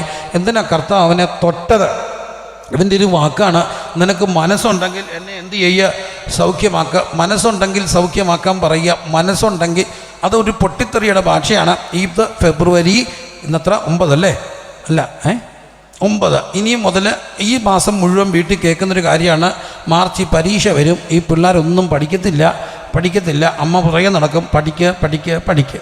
അവസാനം പൊട്ടിത്തെറിച്ച് അമ്മ പറയും, എടി നീ ഒന്നും പഠിച്ചില്ലെങ്കിലും എൻ്റെ ഭർത്താവ് എനിക്കുള്ളത് ഉണ്ടാക്കിയിട്ടുണ്ട്, അങ്ങേരുടെ പെൻഷൻ കൊണ്ട് ഞാൻ ജീവിച്ചോളാം, നിനക്ക് വേണേ നീ എന്ത് ചെയ്യുക, പഠിക്കുക. അതൊരു പൊട്ടിത്തെറിയാണ്. കാരണം പഠിക്കെന്ന് പറഞ്ഞാലും ഈ പിള്ളേർ എന്ത് ചെയ്യത്തില്ല, സത്യത്തിൽ ഈ പിള്ളേർക്കെല്ലാം പഠിക്കണമെന്നുണ്ടെന്നുള്ളതാണ് അതിൻ്റെ ശരിയും. അതുകൊണ്ടാണ് അവർ നേരത്തെ കിടക്കുന്നത്. രാവിലെ അലാറം വെച്ച് ഉണരാൻ വേണ്ടി അങ്ങനെ നേരത്തെ കിടന്നു. അലാറം അടിച്ചു. അലാറം എന്ത് ചെയ്തു, ഓഫ് ചെയ്തു. എന്നിട്ട് വീണ്ടും കിടന്ന് എന്ത് ചെയ്തു, ഉറങ്ങി. നന്മ ചെയ്യണമെന്ന് ആഗ്രഹമുണ്ടെങ്കിലും അതിന് സമ്മതിക്കാത്തൊരു തിന്മയുടെ പ്രമാണം എൻ്റെ അവയവത്തിൽ വ്യാപരിച്ചിട്ട് എന്നെ ചെയ്യേണ്ടത് ചെയ്യാതിരിക്കുന്നത് എന്താണ്, പാപമാണ്. പാപമെന്ന് പറയുന്നത് ചെയ്യരുതാത്തത് ചെയ്യുന്നത് മാത്രമല്ല, ചെയ്യേണ്ടത് പഠിക്കുന്ന വ്യക്തി പഠിച്ചില്ലെങ്കിൽ അത് 100% എന്താണ്, പാപമാണ്. പഠിച്ചിരിക്കണം. കാരണം നിങ്ങളുടെ ജോലി അതാണ്. പഠിക്കേണ്ട സമയത്ത് പഠിച്ചില്ലെങ്കിൽ അതെന്താണ്, പാപമാണ്. ചെയ്യേണ്ടത് എന്ത് ചെയ്യുന്നില്ല, നന്മ ചെയ്യാൻ കഴിയുന്നില്ല. അപ്പം നോക്കൂ, പൊട്ടിത്തെറിച്ച് പറയും. ഇതുപോലെ കുഷ്ഠരോഗിയും പറഞ്ഞു, നിനക്ക് മനസ്സുണ്ടെങ്കിൽ എന്നെ എന്ത് ചെയ്യുക, സൗഖ്യമാക്കുക. ഇതിൻ്റെ സാഹചര്യം അറിയണം. അന്ന് കുഷ്ഠരോഗി ആരും തൊടത്തില്ല. ഞാൻ കുഞ്ഞുനാളിൽ യേശുവിൻ്റെ സ്നേഹത്തെക്കുറിച്ച് മനസ്സ് നിറയിച്ചൊരു പ്രസംഗ വേദിയിൽ നിന്ന് കേട്ട ഒരു അനുഭവമുണ്ട്. ദൈവദാസൻ എൻ്റെ കുഞ്ഞിലെ ഒരു ദൈവദാസൻ ഇതുപോലൊരു മീറ്റിംഗ് പ്രസംഗിക്കും പറഞ്ഞു, കുഷ്ഠരോഗാശുപത്രി സന്ദർശിക്കാൻ പോയൊരു ദൈവദാസൻ ദൈവസ്നേഹത്തെക്കുറിച്ച് പറഞ്ഞപ്പോൾ ഒരു ചെറുപ്പക്കാരൻ കരയാൻ തുടങ്ങിയെന്ന് അവനോട് സംസാരിച്ചപ്പോൾ അവൻ്റെ കഥ പറഞ്ഞു. അവൻ്റെ വീട്ടിലെ ഇളയമോ എല്ലാ സൗഭാഗ്യവും നല്ല വിദ്യാഭ്യാസം വളർന്നു. പക്ഷേ ഒരു ദിവസം അവൻ അറിഞ്ഞു ദേഹത്ത് കുഷ്ഠരോഗമൊക്കെ ആയെന്ന്. അവനതിൻ്റെ സീരിയസ്നെസ് അറിയാവുന്നത് കൊണ്ട്, അത് അസ്പൃശ്യമായ രോഗമാണെന്ന് അറിയാവുന്നത് കൊണ്ട്, അതിൻ്റെ ഗൗരവം ഉൾക്കൊണ്ടുകൊണ്ട് സ്വയം കുഷ്ഠരോഗ ആശുപത്രിയിലേക്ക് പോയി. വർഷങ്ങൾ കടന്നുപോയി. അവന് വീടുമായിട്ട് ബന്ധമില്ല. അവൻ തന്നെ അവിടെ തളച്ചിട്ടു. പക്ഷേ ദീർഘവർഷങ്ങൾക്ക് ശേഷം അവന് വാർത്ത കേട്ടു, തൻ്റെ സഹോദരന്മാരെല്ലാം വീട്ടിൽ ഒത്തുകൂടിയിട്ടുണ്ട്, അവരെ എല്ലാം ഒന്ന് കാണണം, അവരുടെ മക്കളെയൊക്കെ ഒന്ന് കാണണം. വലിയൊരു കൊതി, മനുഷ്യനല്ലേ. അപ്പം വീട്ടിലേക്ക് വന്നു. അപ്പോൾ അവൻ്റെ അമ്മ ഇറങ്ങി വന്നു. അവനോട് പറഞ്ഞു, അവനെ കണ്ടപ്പോൾ മോൻ പോർച്ചിരിക്കാൻ പറഞ്ഞു. അവൻ പറഞ്ഞു, സാരമില്ല, ഞാൻ കുഷ്ഠരോഗിയല്ലേ, എന്തിനാ സെറ്റി അഴുക്കാക്കുക. അവൻ അവിടെ ഇരുന്നു. അമ്മ ഒരു പഴയ പാത്രം കൊണ്ട് കൊടുത്തു. അവനോട് പറഞ്ഞു, സാരമില്ല, എൻ്റെ അമ്മയുടെ ഒരു പുതിയ പാത്രം ഞാൻ എന്തിനാ കളയുന്നത്, പഴയ പാത്രം. ആ പഴയ പാത്രത്തിൽ അമ്മ ചോറ് കൊണ്ടിട്ടെടുത്തു. അപ്പോഴും അവന് ഓർത്തു, സാരമില്ല, അമ്മയുടെ ചോറല്ലേ, എത്ര നാളായി ആ കുഷ്ഠരോഗാശുപത്രിയുടെ മനമടിപ്പിക്കുന്ന ചോറ്. അവൻ അമ്മയുടെ ചോറ് ഒരു ഉരുള ഉരുട്ടി ആർത്തിയോടെ വായിലോട്ട് വെക്കാൻ വേണ്ടി തല ഉയർത്തിയപ്പോൾ കണ്ടത് അവിടെ ഇരുന്ന ഒരു പൊമേറിയൻ നായ എടുത്ത് മടി വെച്ചിട്ട് കൂട്ടത്തിൽ തലോടി ബിസ്ക്കറ്റ് വെച്ച് കൊടുക്കുന്ന ഒരു അമ്മയെ കണ്ടത്. നോക്ക്, അതോടുകൂടി അവൻ്റെ മനസ്സ് തകർന്നെന്ന് ഒരു കാര്യം ഓർക്കണം. കുഷ്ഠരോഗിയെ തൊടാനറച്ച അമ്മയ്ക്ക് ഒരു ഉളുപ്പും ഇല്ലായിരുന്നു ഒരു വളർത്തുനായ തലോടാൻ. ഇതാണ് മനുഷ്യൻ്റെ അവസ്ഥ. ഇതുകൊണ്ടാണ് ആ മനുഷ്യൻ യേശുവിൻ്റെ അടുക്കിലേക്ക് വന്നിട്ട് പറഞ്ഞത്, നിനക്കെങ്കിലും മനസ്സുണ്ടെങ്കിൽ എന്നെ എന്താക്കുക, സൗഖ്യമാക്കാം. എൻ്റെ യേശുവിനെ ഒറ്റ വാക്കുകൊണ്ട് അവനെ സൗഖ്യമാക്കാൻ പറഞ്ഞാൽ അവൻ സൗഖ്യമാകും. പക്ഷേ എൻ്റെ യേശു അവനെ തൊട്ടത് അവൻ്റെ ശരീരത്തെ അല്ല, അവൻ്റെ മനസ്സിൻ്റെ മുറിവിനെയാണ് തൊട്ടത്. എൻ്റെ പ്രിയപ്പെട്ടവരെ, ഈ ഗുരുവിൻ്റെ പ്രത്യേകത പുറം കാണുന്നവനല്ല, അകം കാണുന്ന ഒരു ദൈവമുണ്ട്. അകം കാണുന്ന ഒരാളേ ഉള്ളൂ, അത് നമ്മുടെ ദൈവമാണെന്ന് ഇന്ന് രാത്രി ഞാൻ പറയുമ്പോൾ അകമറിയുന്ന ദൈവത്തെ ഒന്ന് കരമുയർത്തി സ്തുതിച്ചാട്ടെ. നമുക്ക് ആരെങ്കിലും അകം അറിയാനൊക്കെയോ? അകം അറിയുന്നില്ല. കൂടെ കിടക്കുന്ന പങ്കാളിയുടെ പോലും അകം അറിയില്ല. ഭാര്യ മുഖം വീർത്തിരുന്ന ഭർത്താവ് ചോദിക്കുക എന്താ പറ്റി, ഒന്നുമില്ലെന്ന്. ഒന്നുകൂടെ ചോദിക്കുക എന്താ പറ്റി, ഒന്നുമില്ലെന്ന് പറയും. അല്ലെങ്കിൽ ഇതൊക്കെ ഇങ്ങനെയൊക്കെ ആയിരിക്കത്തുള്ളൂ. ഇതിൻ്റെയൊക്കെ മുഖം കണ്ടാൽ കഴിക്കാൻ പോലും തോന്നത്തില്ല, വീട്ടിൽ വരാൻ തോന്നത്തില്ല, അറിയില്ല. മനുഷ്യൻ ക്ഷീണിച്ച് കയറി വന്നാലും ഇത് തന്നെ ഭാര്യ എന്തോ പറ്റി, ഒന്നുമില്ല, എന്തോ പറ്റിയെന്ന്, ഒന്നും ഇല്ലെന്ന് അങ്ങ് പറയുന്ന, അയ്യോ ഒന്നും ഇല്ലെന്ന്. അപ്പോൾ അവൾ പറയും, വേറെ വല്ലവരും ചോദിച്ചാൽ ഇയാൾ തണ്ട് ഇങ്ങനെ മണി പോലെ പറയുന്ന കാണാം. ഞാൻ കണ്ടിട്ടുള്ളതല്ലേ, ഞാൻ ചോദിക്കുമ്പോൾ മാത്രമേ ഉള്ളൂ ഒന്നും പറയാം. ഇത് കേട്ട താമസം പുള്ളി വന്ന പാടെ അടുത്ത വണ്ടിയെ കയറി തിരിച്ചു പോകും. ആർക്കും ആരെയും മനസ്സിലാകുന്നില്ല, ഒരു കുഞ്ഞിനെ പോലും ആർക്കും മനസ്സിലാകാൻ കഴിയുന്നില്ല. പക്ഷെ ഒരു കാര്യം, നമ്മളെ അറിയുന്ന ഒരു ദൈവം ഉണ്ടെന്ന് ഇന്ന് രാത്രി ഞാൻ പറയുമ്പോൾ അത് അനുഭവിച്ചിട്ടുള്ളവർ ദൈവത്തെ ഒന്ന് സ്തുതിച്ചാട്ടെ. നമുക്ക് ഒരു പുറത്തെ ഒരു കാര്യങ്ങളെ അറിയത്തുള്ളൂ. നമ്മളെല്ലാവരും പുറം നോക്കുന്നവരാ. ശുശ്രൂഷാ വേദിയിൽ എനിക്ക് ഭയങ്കര ഒരു സന്തോഷം, എൻ്റെ ഹൃദയത്തിൽ നിന്ന് ഒരിക്കലും മറക്കാത്ത ഒരു അനുഭവം തോന്നിയിട്ടുണ്ട്. ഭയങ്കര സന്തോഷം. ഞാൻ ഒരിടത്ത് ശുശ്രൂഷിക്കുകയാണ്. അപ്പോൾ ആ യോഗത്തിൻ്റെ അകത്ത് പുറകിൽ ഒരു ചെറുപ്പക്കാരിരിക്കുന്ന, ഒരു 130-135 കിലോയെങ്കിലും കാണും, ഒരു 6 അടി 2 ഇഞ്ച് പൊക്കം, നല്ല മൊത്തം മുട്ടയടിച്ച ഒരു ചെറുപ്പക്കാരൻ, ഒരു ബുൾഗാൻ താടിയൊക്കെ വെച്ചിട്ടുണ്ട്, ഒരു ഭയങ്കര ജീൻസ്, ഒരു 2 പോക്കറ്റുള്ള ഒരു വലിയ കോട്ടൺ ഷർട്ട്. അപ്പോൾ ഇവൻ്റെ ആകെ രൂപം കണ്ടപ്പോൾ എനിക്ക് ഇവനെ നോക്കാൻ തന്നെ അങ്ങ് പേടിയായി. കാരണം ഏതോ ഒരു വലിയൊരു മനുഷ്യൻ. യോഗം കഴിഞ്ഞപ്പോൾ ഈ മനുഷ്യനെ എനിക്ക് നോക്കി പ്രസംഗിക്കാൻ പേടിയാണ്. ഞാൻ അതുകൊണ്ട് പ്രസംഗിക്കുമ്പോഴെല്ലാം മറ്റുള്ളവരെ നോക്കുന്നതാണ്. അയാൾ നോക്കാൻ പേടി, അത്ര വലിയൊരു മനുഷ്യൻ. ആ മനുഷ്യൻ യോഗം എല്ലാം കഴിഞ്ഞപ്പോൾ ഇങ്ങനെ വന്ന് നിന്നു. അവിടെ വെച്ച് ചെറിയ കാര്യമുണ്ട്, എല്ലാവരും പൊക്കോട്ടെ. അപ്പോൾ കുറേ പേര് പ്രാർത്ഥിക്കാറുണ്ട്. എല്ലാവരും പോയി. ഈ മനുഷ്യൻ അടുത്ത് വന്നിട്ട് എന്നോട് ചോദിച്ചു, എനിക്കൊരു സഹായമുണ്ട്, ചെയ്തു തരാമോ? സഹായം എന്ന് കേട്ടാൽ നമ്മൾ ആദ്യം ചിന്തിക്കുന്നത് എന്താ? സാമ്പത്തികം. എടുത്തുമായി പറഞ്ഞു. എൻ്റെ മുഖം മാറുന്നത് കണ്ടോണ്ടായിരിക്കും. പേടിക്കണ്ട, പൈസ കണ്ട ആശ്വാസമായി, പൈസ കണ്ടല്ലോ. ഞാൻ ചോദിച്ചു പിന്നെന്താ, ഒരാവശ്യമുണ്ട്. എന്നോടൊന്ന് പറയുക, എന്നെ അറിയോ? ഞാൻ ചോദിച്ചു ഇല്ല. അദ്ദേഹം തൻ്റെ വീട്ടുകാർ പറഞ്ഞു, മധ്യതിതാങ്കുള്ള വലിയ പ്രശസ്തമായൊരു വീട്, അത് വലിയൊരു വീടാണ്. ആ വീട് വീട്ടുപേര് എനിക്കറിയാം. ഞാൻ ആ വീട്ടിലെ ഇന്നാരുടെ പ്രശസ്തനാണ്, കൊച്ചുമോനാണ്. പക്ഷേ പാസ്റ്ററെ, ഒരു കാര്യം, ഒരു നല്ല വാക്ക് ഞാൻ കേട്ടിട്ടില്ല. മോനെ എൻ്റെ അപ്പം വിളിച്ചെനിക്ക് ഓർമ്മയില്ല. അസത്തെന്നും മുടിഞ്ഞു പോകുന്നു മാത്രമേ പറഞ്ഞ് ഞാൻ കേട്ടിട്ടുള്ളൂ. എനിക്കൊരു ചെറിയ ആവശ്യം, സാധിക്കാമോ? ഞാൻ ചോദിച്ചു എന്താ സഹോദരാ വേണ്ടത്? എനിക്കൊന്ന് കെട്ടിപ്പിടിക്കാൻ പോവാ, നിന്ന് തരണേ. അയാളെന്നെ കെട്ടിപ്പിടിച്ചു. അന്നേരം ഞാൻ തോന്നിയത് എനിക്ക് വണ്ണമൊന്നും ഇല്ലെന്ന്. കാരണം അയാളുടെ കയ്യിൽ ഞാൻ ഒന്നും ഇല്ലായിരുന്നു. അത്ര വലിയൊരു മനുഷ്യൻ. ഒരു 1/2-3 മണിക്കൂർ കരഞ്ഞിട്ട് ഒന്നും മിണ്ടാതെ പറയുക, ഫ്രീ ആയി പൊക്കട്ടെ. ഇപ്പോൾ എനിക്ക് തോന്നി യേശു ഇതൊക്കെ തന്നെയല്ലേ ചെയ്തത്. യേശുവിനെ മാത്രം ഞാൻ അയാളെ മുൻവിധിയോടാണ് കണ്ടത്. പക്ഷേ അവൻ്റെ അകം കാണാൻ ആർക്കെങ്കിലും കഴിയുമെങ്കിൽ അത് ക്രിസ്തു ശിഷ്യന് മാത്രമേ കഴിയത്തുള്ളൂ. നടക്കണം, പുൾപിറ്റുകളിൽ അകം കാണുന്ന ശുശ്രൂഷകൾ നടക്കണം. നമുക്ക് അകം കാണാൻ കഴിയണം. ദൈവത്തോട് പറഞ്ഞ് മനസ്സിൻ്റെ മുറിവുകളെ കെട്ടുന്ന സൗഖ്യദായക ശുശ്രൂഷ. പക്ഷേ ഈ മുറിവ് കെട്ടാൻ ആർക്ക് കഴിയും? മുറിവ് കെട്ടാൻ കഴിയുന്നത് മുറിക്കപ്പെട്ടവർക്ക് മാത്രമേ കഴിയത്തുള്ളൂ. മുറിക്കപ്പെട്ടവന് മുറിവ് കെട്ടാൻ കഴിയും. എന്തുകൊണ്ടാണ് ഇന്നും ലക്ഷങ്ങൾ കോടികൾ ജനസഹസ്രങ്ങൾ ശതകോടികൾ ഒരുവൻ്റെ അടുക്കലേക്ക് ആകർഷിക്കപ്പെടുന്നു? ആരെയാ? കുരിശിൽ കിടക്കുന്ന അർത്ഥനഗ്നനായ ഒരുവൻ്റെ അടുക്കലേക്ക് കോടിക്കണക്കിന് ആളുകൾ ഇന്നും ആകർഷിക്കപ്പെട്ടു വരുന്നത് എന്തുകൊണ്ട്? വർണ്ണശബളമായ വസ്ത്രധാരണം കണ്ടുകൊണ്ടല്ല, ഒന്നും കണ്ടുകൊണ്ടല്ല, മുറിവുകൾ കണ്ടുകൊണ്ട്. അവർക്കറിയാം ഇവൻ എൻ്റെ മുറിവുകളെ ആരെക്കാട്ടിലും കൂടുതൽ മനസ്സിലാക്കാൻ കഴിയും. ചിലപ്പോഴൊക്കെ നമ്മളും ചോദിക്കും, കർത്താവേ എന്തിനാപ്പാ ഈ മുറിവെന്ന് ചോദിച്ചാൽ അതിനൊരു ഉത്തരമുണ്ട്. ആരെക്കാട്ടിലും കൂടുതൽ നിനക്കൊരു ശുശ്രൂഷ വെച്ചിട്ടുള്ളത് കൊണ്ട് ആർക്കുമില്ലാത്ത മുറിവുകൾ തമ്പുരാൻ നമുക്ക് സമ്മാനിക്കുന്നത്. തിരുമുറികൾ ഏറ്റ ദൈവത്തോടൊപ്പം നിന്നുകൊണ്ട് മനുഷ്യൻ്റെ മുറിവുകളെ ഒപ്പുവാനായിട്ട് കഴിയട്ടെ. വളരെ ഹൃദയംഗമായിട്ട് ഞാൻ പറയും, എൻ്റെ ഒരു പ്രിയപ്പെട്ട സഹോദര ശുശ്രൂഷകന് ഒരു പക്ഷേ ഇവിടെ ഇരിക്കുന്ന ചെറുക്കെങ്കിലുമൊക്കെ ഒരു ഓർമ്മ കാണും. പാസ്റ്റർ റെജി വർഗീസ് മുണ്ടക്കയം അനുഗ്രഹിതനായ കൺവെൻഷൻ പ്രാസംഗികനായിരുന്നു. അദ്ദേഹം മരിച്ചുപോയി പെട്ടെന്ന്. ഈ MC റോഡിൽ വെച്ചുണ്ടായ ഒരു ആക്സിഡൻറ്റ് വെച്ച് ഇന്ന് റോഡി ഒക്കെ കൊണ്ടുവന്ന് വളരെ ആദരവോടെ ഒരു വലിയ ജനസഹസ്രങ്ങളുടെ മധ്യത്തിൽ വെച്ച് എല്ലാവരും ആവേശത്തോടെ പ്രത്യാശയോടെ ആ മകനെ യാത്ര അയച്ചു. എന്ന കാലം 1 വർഷം നീണ്ടില്ല. തൻ്റെ മകൾ കൃപ പെട്ടെന്ന് ആക്സിഡൻറ്റ് മരിച്ചു. മരിച്ചു. കൃപയുടെ മരിച്ചപ്പോഴത്തേന് എല്ലാവരും തകർന്നുപോയി. ആർക്കും വാക്കുകളില്ല. കൃപയുടെ ഭൗതിക ശരീരം റാന്നിയിൽ ഞാൻ ശുശ്രൂഷിക്കുന്ന ഞങ്ങളുടെ സെൻട്രൽ ചർച്ചിൽ കൊണ്ടുവച്ചു. അവിടെ നിന്ന് മുണ്ടക്കയത്ത് ഭവനത്തിലേക്ക് കൊണ്ടുപോയി. എന്ന് ഒരു വാക്ക് പറയാൻ, പ്രത്യാശയുടെ വചനമാകട്ടെ അനുശോചനങ്ങളാകട്ടെ പറയാൻ ആർക്കും കഴിയുന്നില്ല. എല്ലാവരും അസ്തപ്രജ്ഞരായി നിൽക്കുക. അന്ന് രാവിലെ ആർക്കൊന്നുമില്ല. പ്രായമുള്ള ഞങ്ങളുടെ സെൻട്രൽ അപ്പച്ചമ്മ എന്നോട് പറഞ്ഞു, എൻ്റെ പൊന്നു കുഞ്ഞെ, നീ ആരെയും കൊണ്ടെങ്കിലും എന്തെങ്കിലുമൊക്കെ പറയിക്കുക. ഞാൻ പറഞ്ഞു, എൻ്റെ പൊന്നച്ച ആരാ പറയുക, ആർക്കും വയ്യ. ഇങ്ങനെ പോകുമ്പോൾ ഒരു മനുഷ്യൻ അവിടെ വന്നു, എന്നോട് ചോദിച്ചു, ആരാ ഇതിൻ്റെ ആൾ? ഞാൻ പറഞ്ഞു, എന്താച്ചാ ഇച്ചിരി സമയം തരുമോ? ഞാൻ പറഞ്ഞു, ഇച്ചിരി അല്ല, എത്ര വേണമെങ്കിലും എടുത്തു അപ്പച്ച. ഇപ്പം മനുഷ്യന് കയറി നിന്നിട്ട് പറയും, എനിക്ക് ഈ വീട് അറിയില്ല, എനിക്കിവിടെ ആരെ അറിയില്ല. അപ്പം നിങ്ങൾ ന്യായമായി ചോദിക്കും, ഞാനെന്തിനാ ഇവിടെ വന്നെന്ന്. കാരണമുണ്ട്, എനിക്കിതുപോലൊരു അനുഭവമുണ്ട്. എൻ്റെ ഒരു കുഞ്ഞ്, അവളെ ഞാൻ മൊത്തം കൊടുത്ത് രാവിലെ സ്കൂളിൽ കൊണ്ട് വിട്ടു. അന്ന് സ്കൂളിൽ വാക്സിനേഷൻ എടുക്കുന്ന ദിവസമായിരുന്നു. ആ കുട്ടിക്ക് വാക്സിനേഷൻ വന്നെടുത്തു. പക്ഷേ പിന്നെ ഞാൻ കാണുന്നത് ഹോസ്പിറ്റലിൽ പെട്ടെന്ന് പൊട്ടിയളിഞ്ഞ് അലർജിയായി തൊലി മുഴുവൻ അഴുത്തു പോയ എൻ്റെ മോളെ ആ കുഞ്ഞ് മരിച്ചു. ആ കുഞ്ഞ് മരിച്ച അന്ന് മുതൽ ഞാനൊരു ശുശ്രൂഷ ചെയ്യുന്നുണ്ട്. രാവിലെ പത്രം എടുത്ത് നോക്കും, എവിടെ ആരാ കുഞ്ഞുങ്ങൾ മരിച്ചിരിക്കുന്നത്. അങ്ങനെ ഇന്ന് ഈ കുഞ്ഞ് മരിച്ചു നിറഞ്ഞുകൊണ്ട് വന്നിട്ട് സഹോദരിയുടെ പേര് വിളിച്ചിട്ട് പറഞ്ഞു, വിഷമിക്കല്ലേ, എൻ്റെ മോളെയും നിൻ്റെ മോളെയും ഒക്കെ ഇമ്പങ്ങളുടെ പർദീസയിൽ തേജസ്സിൻ്റെ വാടാത്ത കിരീടം ചൂടിക്കൊണ്ട് കാണുന്നൊരു ദിവസമുണ്ടെന്ന് പറഞ്ഞപ്പോൾ അവിടെ എന്തോ ഒരു സമാധാനം, എന്തൊരു അന്തരീക്ഷം മുഴുവൻ അങ്ങ് മാറി. എന്തുകൊണ്ടാ മുറിക്കപ്പെട്ടവന് മുറിവ് കരിക്കാൻ കഴിയും എന്ന് രാത്രി പലരും ചോദിക്കുന്നുണ്ടായിരിക്കാം. എനിക്ക് മാത്രം എന്താ ഈ മുറിവ്? ആർക്കുമില്ലാത്ത വേദന എനിക്ക് എന്തിനാ? ആർക്കുമില്ലാത്ത വേദന നിനക്ക് എന്തിനാണെന്ന് ചോദിച്ചാൽ വചനം പറയുന്നു, യാതൊരു കഷ്ടത്തിലുള്ളവരെ ആശ്വസിപ്പിക്കാൻ ശക്തരാകേണ്ടതിന് നമ്മുടെ ഘട്ടത്തിലൊക്കെ നമ്മളെ ആശ്വസിപ്പിക്കുന്ന ഒരു ദൈവമുണ്ട്.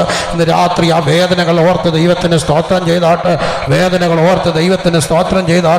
വേദനകളെ ഓർത്ത് ദൈവത്തിന് സ്തോത്രം ചെയ്താട്ടെ. നോക്കൂ, ഈ വചനം യേശു അവിടെ തൊടുകയാണ്.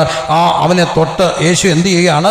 സൗഖ്യമാക്കുകയാണ്. ചില കാര്യങ്ങളെ ഇടയ്ക്ക് സ്കിപ്പ് ചെയ്ത് ഞാൻ മുമ്പോട്ട് പോവുക. 9-ാം അധ്യായത്തിലേക്ക് വരുമ്പോൾ യേശു വീണ്ടും തനിച്ചു പ്രാർത്ഥിച്ചു എന്ന് കാണുന്നു. 9-ാം അധ്യായത്തിൻ്റെ 18-ാമത്തെ വാക്യത്തിൽ കാണുന്നു, അവൻ തനിച്ച് പ്രാർത്ഥിച്ചുകൊണ്ടിരിക്കുമ്പോൾ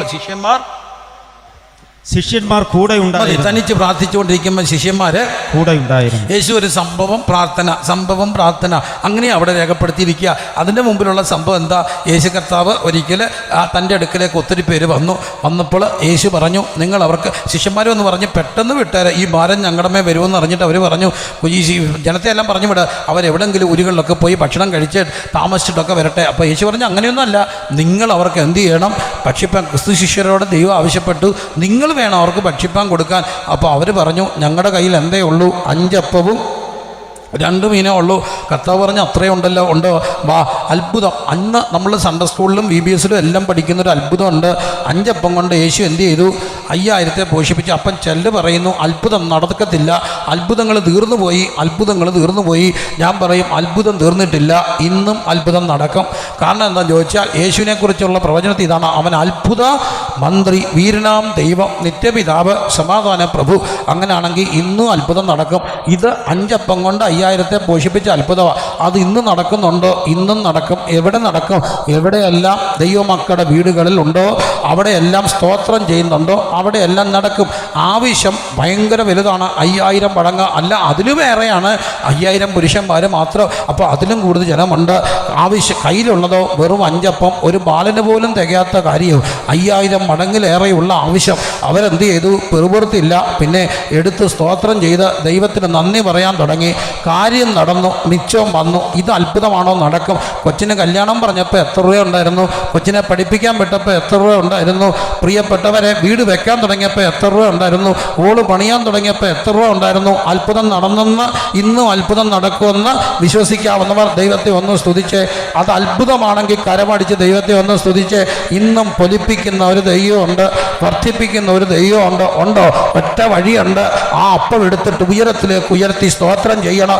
ഈ സാരമായ അപ്പം കൊണ്ട് ഞാൻ എന്തോ ചെയ്യുമെന്ന് ചിന്തിക്കാതെ കരങ്ങളിൽ എടുത്തു വെച്ച് സ്തോത്രം ചെയ്താൽ ഇന്നും വർദ്ധിപ്പിക്കുന്ന, പൊലിപ്പിക്കുന്ന ഒരു ദൈവത്തിൻ്റെ അത്ഭുതം കാണാൻ കഴിയും. വഴി ഹൃദയത്തെ തൊട്ട് കർത്താവ് ഇന്ന് രാത്രി അവിടുത്തെ വചനത്തിലൂടെ ഇടപെടുക. നിന്റെ ആവശ്യം വലുത്, കയ്യിലുള്ളത് ചെറുത്. ഇതുകൊണ്ട് ഞാൻ എന്ത് ചെയ്യുക? രണ്ടറ്റവും കൂട്ടിമുറ്റിക്കാൻ ബുദ്ധിമുട്ടുന്നവരെ ഒരു കാര്യം അറിയുക, രണ്ടുപേരും ഒരുമിച്ച് സ്തോത്രം ചെയ്യാൻ തുടങ്ങിയാൽ ഒരു കാര്യം നടക്കും. ഇന്നും പൊലിപ്പിക്കുന്ന വർദ്ധിപ്പിക്കുന്ന ഒരു ദൈവത്തിന്റെ അത്ഭുതം നടക്കാൻ തുടങ്ങും. എല്ലാവരും ഇന്ന് രാത്രി ദൈവത്തെ സ്തുതിച്ചാട്ട്. വർദ്ധിപ്പിക്കുന്ന പൊലിപ്പിക്കുന്ന ഒരു ദൈവം ഉണ്ടെന്ന് ഞാൻ എൻ്റെ അനുഭവത്തിലൂടെ പറഞ്ഞാൽ അത് എൻ്റെ കൂടെ അനുഭവമാണ് ദൈവദാസനെ എന്ന് ചേർന്ന് പറയാനുള്ളവർ കരമടിച്ച് ഇന്ന് രാത്രി നമ്മുടെ ദൈവത്തിന് പൊലിപ്പിക്കുന്ന വർദ്ധിപ്പിക്കുന്ന ദൈവത്തിന് സ്തോത്രം ചെയ്താട്ട്. നോക്ക്, ഇന്നും അത്ഭുതം നടക്കും. എങ്ങനെ നടക്കും? കയ്യിലുള്ളത് എടുത്തു വെച്ച് ദൈവത്തിന് എന്ത് ചെയ്യണം? സ്തോത്രം ചെയ്യണം. ഞാൻ വേഗത്തിൽ മുമ്പോട്ട് പോകുക. 11-ാം അധ്യായത്തിലേക്ക് വരുമ്പം കാണുന്നു, അവൻ ഒരു സ്ഥലത്ത് എന്ത് ചെയ്തുകൊണ്ടിരുന്നു? പ്രാർത്ഥിച്ചു കൊണ്ടിരുന്നു. ശിഷ്യന്മാർ തീർന്ന ശേഷം ശിഷ്യന്മാരിൽ ഒരുത്തൻ വന്ന് യേശുവിനോട് പറഞ്ഞു, ഞങ്ങളെ എന്ത് ചെയ്യാൻ പഠിപ്പിക്കണം? പ്രാർത്ഥിക്കാൻ പഠിപ്പിക്കണം. യേശു അവിടെ പ്രാർത്ഥിക്കാനായിട്ട് പഠിപ്പിക്കുകയാണ്. വളരെ പ്രാർത്ഥിച്ച യേശു മാത്രമാണ് എന്ത് ചെയ്യാൻ പഠിപ്പിച്ചത്? പ്രാർത്ഥിക്കാൻ പഠിപ്പിച്ചത്. കാരണമുണ്ട്. യേശു മറ്റൊന്നും പഠിപ്പിച്ചില്ല. പ്രസംഗിക്കാൻ പഠിപ്പിച്ചില്ല, ഭൂതങ്ങളെ പുറത്താക്കാൻ പഠിപ്പിച്ചില്ല, രോഗശാന്തി നടത്താൻ വേണ്ടി പഠിപ്പിച്ചില്ല. പക്ഷേ യേശു ഒരു കാര്യം മാത്രം പഠിപ്പിച്ചു. എന്ത് പഠിപ്പിച്ചു? പ്രാർത്ഥിക്കാൻ പഠിപ്പിച്ചു. കാര്യം എന്താ? യേശുവിനറിയാം, പ്രാർത്ഥിക്കുന്നിടത്ത് പ്രവചനമുണ്ട്, പ്രാർത്ഥിക്കുന്നിടത്ത് രോഗശാന്തിയുണ്ട്, പ്രാർത്ഥിക്കുന്നിടത്ത് ഭൂതങ്ങൾ വിട്ടോടും, പ്രാർത്ഥിക്കുന്നിടത്ത് ദൂതുകൾ ഉണ്ടാകും. ഇന്ന് രാത്രി മനസ്സിലാക്ക്, എൻ്റെ യേശു പഠിപ്പിച്ചു. എന്ത് പഠിപ്പിച്ചു? മറ്റൊന്നുമല്ല, പ്രാർത്ഥിക്കാൻ പഠിപ്പിച്ചു. പ്രാർത്ഥിക്കുന്നിടത്ത് അത്ഭുതങ്ങൾ ഉണ്ടാകാനായിട്ട് തുടങ്ങും. വേഗത്തിൽ മുമ്പോട്ട് പോകട്ടെ. 18-ാം അധ്യായത്തിൻ്റെ 1-ാം വാക്യത്തിലേക്ക് വരുമ്പോൾ കാണുന്നു, മടുത്തു പോകാതെ എന്ത് ചെയ്യണം? പ്രാർത്ഥിക്കണം. മടുത്തു പോകാതെ പ്രാർത്ഥിക്കണം. 19-ാം അധ്യായത്തിലേക്ക് വരുമ്പോൾ അവിടെ ഒരു വാക്യമുണ്ട്, 45-ാം വാക്യം. അത് ദൈവസഭയോട് പറയുവാൻ കർത്താവ് എന്നെ ഏൽപ്പിച്ചൊരു ദൂതാണ്. പിന്നെ അവൻ ദേവാലയത്തിൽ ചെന്ന് വിൽക്കുന്നവരെ പുറത്താക്കി. എന്നിട്ട് എന്റെ ആലയം പ്രാർത്ഥനാലയം ആകുമെന്ന് എഴുതിയിരിക്കുന്നു. എന്റെ ആലയം എന്താകണം? പ്രാർത്ഥനാലയം ആകണമെന്ന് പറഞ്ഞു. എൻ്റെ ആലയം എന്താകണം? പ്രാർത്ഥനാലയം. വളരെ ഗൗരവമായി പറയട്ടെ, എൻ്റെ ആലയം പ്രാർത്ഥനാലയമാകണം. ഇവിടെ ഇരിക്കുന്ന ദൈവമക്കളെ, നമ്മുടെ നാട്ടിൽ ബിസിനസ്സുകാരുണ്ട്. ബിസിനസ്സുകാർ ഒരു പക്ഷേ ഇവിടെ ഉണ്ടായിരിക്കാം, കുറവായിരിക്കാം. കാരണം കടയടച്ചിട്ട് വരാൻ നേരമായി കാണത്തില്ല. വലിയ പാടാണ്. അവർക്ക് യോഗത്തിന് പോകാൻ പാടാണ്. അതിലേറെ ഒരു മരണമുണ്ടെങ്കിൽ പോകാൻ പാടാണ്, ഒരു കല്യാണം ഉണ്ടെങ്കിൽ പോകാൻ പാടാണ്. അപ്പോൾ ഭാര്യമാര് പിണങ്ങും. കാരണം എൻ്റെ വീട്ടിലെ എൻ്റെ ആങ്ങളുടെ കല്യാണം, എൻ്റെ എഴുത്തിലെ മോൻ്റെ കല്യാണം. നിങ്ങൾ അവിടെ ചെന്നപ്പോൾ എല്ലാവരും എന്നോട് ചോദിച്ചു, നിങ്ങൾ എന്ത് ചെയ്യാൻ ചോദിച്ചു? നാണം കെട്ടിട്ട് എനിക്ക് നേരെ നിൽക്കാൻ വയ്യായിരുന്നു, കാരണം നിങ്ങൾ വന്നില്ല. അങ്ങർക്ക് വരാൻ ഒക്കില്ല. കാരണം അങ്ങനോട് ചോദിച്ചാൽ അങ്ങനെ പറയും, മോളെ ഇത് നിൻ്റെ എൻ്റെ കാര്യമാണ്. ഞാൻ ഇതിനകത്ത് കാശ് മുടക്കി 10-25 ലക്ഷം ലോണൊക്കെ എടുത്ത് മുടക്കിയതാണ്.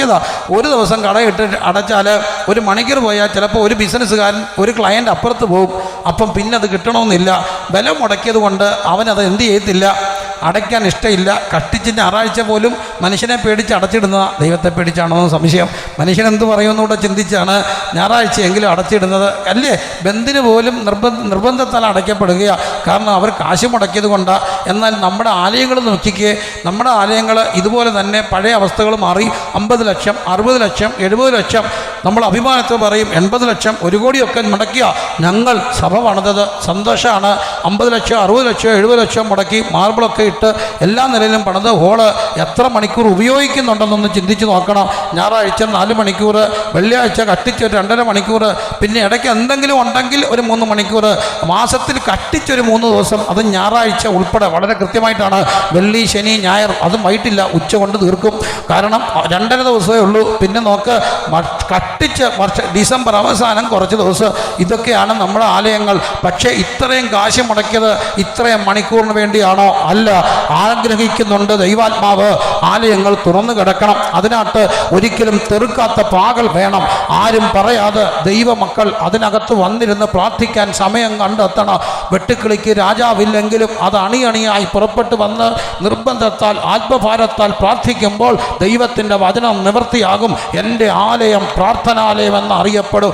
അങ്ങനെ 2018 പ്രാർത്ഥിക്കാൻ തുടങ്ങിയാൽ ഇന്നും ഉറപ്പാ അത്ഭുതങ്ങൾ നടക്കാൻ തുടങ്ങും. സഭ വളരാൻ തുടങ്ങും. ആരാ പറഞ്ഞത് സഭയിൽ ആൾ വരത്തില്ലെന്ന്? ആരാ പറഞ്ഞത് സഭ വളരത്തില്ലെന്ന്? ആര് പറഞ്ഞാലും സഭ വളരും, ആര് പറഞ്ഞാലും ദൈവരാജ്യം വളരും. പക്ഷേ ഒരു കണ്ടീഷൻ, അതിനകത്ത് വന്ന് മുട്ടുമടക്കി പ്രാർത്ഥിക്കാൻ ജനം തയ്യാറാകണം. അതിന് ആമേൻ പറയുക, അത് ശരിയാണെന്ന് പാസ്റ്റർ എന്ന് ആമേൻ പറയാനുള്ളവർ കരമുയർത്തി ആമേൻ പറഞ്ഞാട്ട് പ്രാർത്ഥിക്കാൻ തയ്യാറാകുക. നിങ്ങളുടെ സഭയിലേക്ക് കടന്നു പോകുക. നിങ്ങൾ ഏത് പ്രാദേശിക സഭയുടെ കുടക്കീഴിലാണോ ആ പ്രാദേശിക സഭയിലിട്ട് ചെല്ലട്ടെ, അവിടെ തുറക്കട്ടെ. ഒറ്റയ്ക്കോ കൂട്ടായിട്ടോ 1-2 പേരെ കൂട്ടിക്കൊണ്ടുപോയി അവിടെ ഇരുന്ന് പ്രാർത്ഥിക്കട്ടെ. അങ്ങനെ പ്രാർത്ഥിക്കാൻ തുടങ്ങിയാൽ അത്ഭുതങ്ങൾ നടക്കാനായിട്ട് തുടങ്ങും. നിങ്ങളുടെ ജീവിതത്തിൽ മാത്രമല്ല, സഭ വളരുവാനായിട്ട് തുടങ്ങും. 22-ാമത് അധ്യായത്തിലേക്ക് വരുമ്പോൾ വീണ്ടും യേശു പ്രാർത്ഥിക്കുകയാണ്. ഗതസമനയുടെ രാത്രിയാണ്. 22-ാമത് അധ്യായത്തിൻ്റെ 39-ാമത്തെ വാക്യം. പിന്നെ അവൻ പതിവ് പോലെ ഒരു മലയ്ക്ക് പുറപ്പെട്ടു പോയി. ശിഷ്യന്മാരും അവിടെ കൂടെ ഉണ്ടായിരുന്നു. ആ സ്ഥലത്ത് എത്തിയപ്പോൾ അവൻ അവരോട്, നിങ്ങൾ പരീക്ഷയിൽ അകപ്പെടാതിരിപ്പാൻ പ്രാർത്ഥിപ്പീനെന്ന് പറഞ്ഞു. 41-ാം വാക്യം. താൻ അവരെ വിട്ട് ഒരു കല്ലേറ് ദൂരത്തോളം വാങ്ങിപ്പോയി മുട്ടുകുത്തി. മതി. യേശു പ്രാർത്ഥിക്കുകയാണ്. എന്ത് ദൂരം? കല്ലേറ് ദൂരത്തോളം വാങ്ങിപ്പോയി മുട്ടുകുത്തി. കല്ലേറ് ദൂരത്തോളം വാങ്ങിപ്പോയി മുട്ടുകുത്തി. എല്ലാവരും വാക്കൊന്ന് ചേർന്ന് പറഞ്ഞാട്ട് കല്ലേറ് ദൂരം ഉറക്കൊന്ന് പറയാമോ? കല്ലേറ് ദൂരം. കല്ലേറ് ദൂരത്തിൻ്റെ റൂട്ട് ഞാൻ നോക്കിയില്ല. പക്ഷേ കല്ലേറ് ദൂരം എന്നുള്ളൊരു വാക്ക് എൻ്റെ മനസ്സിനെ വല്ലാതെ കത്തിച്ചു. കല്ലേറ് ദൂരം എന്ന് പറഞ്ഞാൽ എന്തായിരിക്കാം? എനിക്ക് കിട്ടിയ വെളിപ്പാട് പറയാം. കല്ലേറ് ദൂരം അവനവൻ്റെ ദൂരമാണ്. ഒരു കൊച്ചു കുഞ്ഞ് കല്ലെറിഞ്ഞാൽ ആ കല്ല് ഇവിടം വരെ ചെല്ലും. ഒരു ആരോഗ്യമുള്ളവൻ കല്ലെറിഞ്ഞാൽ അത് അങ്ങ് ചെല്ലും. ഒരു വിറയ്ക്കുന്ന അപ്പച്ചൻ വിറയ്ക്കുന്ന കൈ കൊണ്ട് എറിഞ്ഞാൽ ഇച്ചിരൂടെ ചെല്ലും. അപ്പം കല്ലേറ് ദൂരം എന്ന് പറഞ്ഞാൽ ആരുടെ ദൂരം? എൻ്റെ ദൂരമാണ്. ഒരു കാര്യം വാങ്ങിപ്പോകുന്നതിന് മുമ്പ് കർത്താവ് ശിഷ്യർക്കും ദേശത്തിന് നമുക്ക് ഉറപ്പ് തന്നു, ഞാനുണ്ട്, അങ്ങ് അകലങ്ങളിലല്ല, നിന്റെ ദൂരത്തിൽ ഞാനുണ്ടെന്നുള്ള അറിവ്. ഇന്ന് രാത്രി ഞാൻ പ്രസംഗിക്കുന്ന കർത്താവ് അകലങ്ങളിൽ എവിടെയോ ഉള്ള ഒരു ദൈവമല്ല, പിന്നെ നിന്റെ ദൂരത്തുള്ള ഒരു ദൈവത്തെയാണ് ഞാൻ പ്രസംഗിക്കുന്നത്. അറിയുമ്പോൾ കല്ലേറ് ദൂരത്ത് കർത്താവുണ്ട്. ഈ കല്ലേറ് ദൂരത്തുള്ള കർത്താവിനൊരു പ്രത്യേകതയുണ്ട്. അവൻ ഹൃദയം നുറുങ്ങിയവർക്ക് യഹോവ ആരാണ്? സമീപസ്ഥനാണ്. പലപ്പോഴും നമുക്ക് തോന്നും, ദൈവമേ ഇതൊന്നും ആരും കേൾക്കുന്നില്ലെന്ന് നീ കരുതരുത്. കേൾക്കുന്നവനുണ്ട്. എവിടെയുണ്ട്? കല്ലേറ് ദൂരത്തുണ്ട്. എനിക്ക് ഒത്തിരി പേരുടെ സ്വകാര്യ ദുഃഖങ്ങൾ ഒത്തിരി അറിയാം. എന്നോട് ഒത്തിരി പേർ അവിടെ ഹൃദയ രഹസ്യങ്ങൾ പങ്കുവെച്ചിട്ടുണ്ട്. അതിനുള്ള ഭാഗ്യം ശുശ്രൂഷയിൽ ദൈവം തന്നിട്ടുണ്ട്. ഹൃദയം നുറുങ്ങി എത്രയോ പേർ എന്നോട് എന്തെല്ലാം ഭാഗ്യം പങ്കുവെച്ചിട്ടുണ്ട്. അതിലൊരു പെൺകുട്ടി, അനുഗ്രഹിക്കപ്പെട്ടൊരു പെൺകുട്ടി, അവൾ തൻ്റെ ആ വിവാഹ ജീവിതത്തിലേക്ക് പ്രവേശിച്ചു കഴിഞ്ഞപ്പോൾ വളരെ പ്രൗഢഗംഭീരമായ ഒരമ്മ, ആ ഗംഭീരമായ അമ്മ, വലിയൊരമ്മ, അവരുടെ ആ വടുവൃക്ഷത്തിൻ്റെ തണലിൽ ഈ കുട്ടി ഒരു കൊച്ചു പൊട്ടുപോലെ മാത്രം. അവൾക്ക് വല്ലാത്ത ബുദ്ധിമുട്ട്, ഒട്ടും സപ്പോർട്ടീവ് അല്ലാത്ത ഭർത്താവ്. കരയാനൊക്കെയില്ല, വഴക്ക് പറഞ്ഞാൽ മുഖം പാടാനൊക്കെയില്ല. പാടിയാൽ പറയും, എന്തിനാണ്ടി മുഖം പാടിയത്, എന്തിനാണ്ടി കരഞ്ഞത്? കരഞ്ഞു കേട്ടാൽ അങ്ങനോട് പറയും. പിന്നെ കരഞ്ഞതിന് ശക്തിയായ നാത്തൂന്മാർ ആകെ ഈ കുട്ടി വല്ലാതെ വിഷമിച്ചു. പക്ഷെ അവൾ പിടിച്ചു നിന്നു. കാലം മുമ്പോട്ട് പോയി. ഇന്ന് അവസ്ഥകളൊക്കെ മാറി. അന്ന് അവൾ പറഞ്ഞിട്ടുണ്ട് അവൾക്ക് കരയണം, പക്ഷെ കരയാനൊക്കില്ല. അപ്പോൾ അവൾ എന്ത് ചെയ്യും? ബാത്റൂമിൽ കയറും. പക്ഷെ കരച്ചിൽ പുറത്ത് കേട്ട അത് പിടിക്കും. ഒരു കോമൺ ബാത്റൂം, അതുകൊണ്ട് പുറത്തെറിയും. അതിന് ആ കുട്ടി അകത്ത് കയറിയിട്ട് തോർത്തെടുത്ത് വായി കുത്തിക്കയറ്റും. എന്നിട്ട് വിങ്ങി കരയും. കരഞ്ഞിട്ട് പിന്നെ കരഞ്ഞൊന്ന് കണ്ടിട്ട് ഇറങ്ങി വരാനൊക്കില്ലല്ലോ. സോപ്പെടുത്ത് നല്ലപോലെ മുഖം കഴുകി തുടച്ചിട്ട് ഇറങ്ങി വരും. ഇവിടെ ഇരിക്കുന്ന പെൺകുട്ടികൾ അത് കേൾക്കുന്നുണ്ടെങ്കിൽ ഓർത്തോണേ, ഈ സാക്ഷ്യം കേട്ടോണേ. അവൾ ഇറങ്ങി വരും, ആരും അറിയാതെ. അങ്ങനെ കരഞ്ഞ് ബാത്റൂമിൽ നിന്ന് തീർത്തിട്ട് ഇറങ്ങി വന്നു. വർഷങ്ങൾ കഴിഞ്ഞു. ഇന്ന് അവിടെ അനുഭവങ്ങൾ മാറി, നില മാറി, അനുഗ്രഹിക്കപ്പെട്ടു. അടുത്തിടയ്ക്ക് ഈ സംഭവം എനിക്കറിയാം.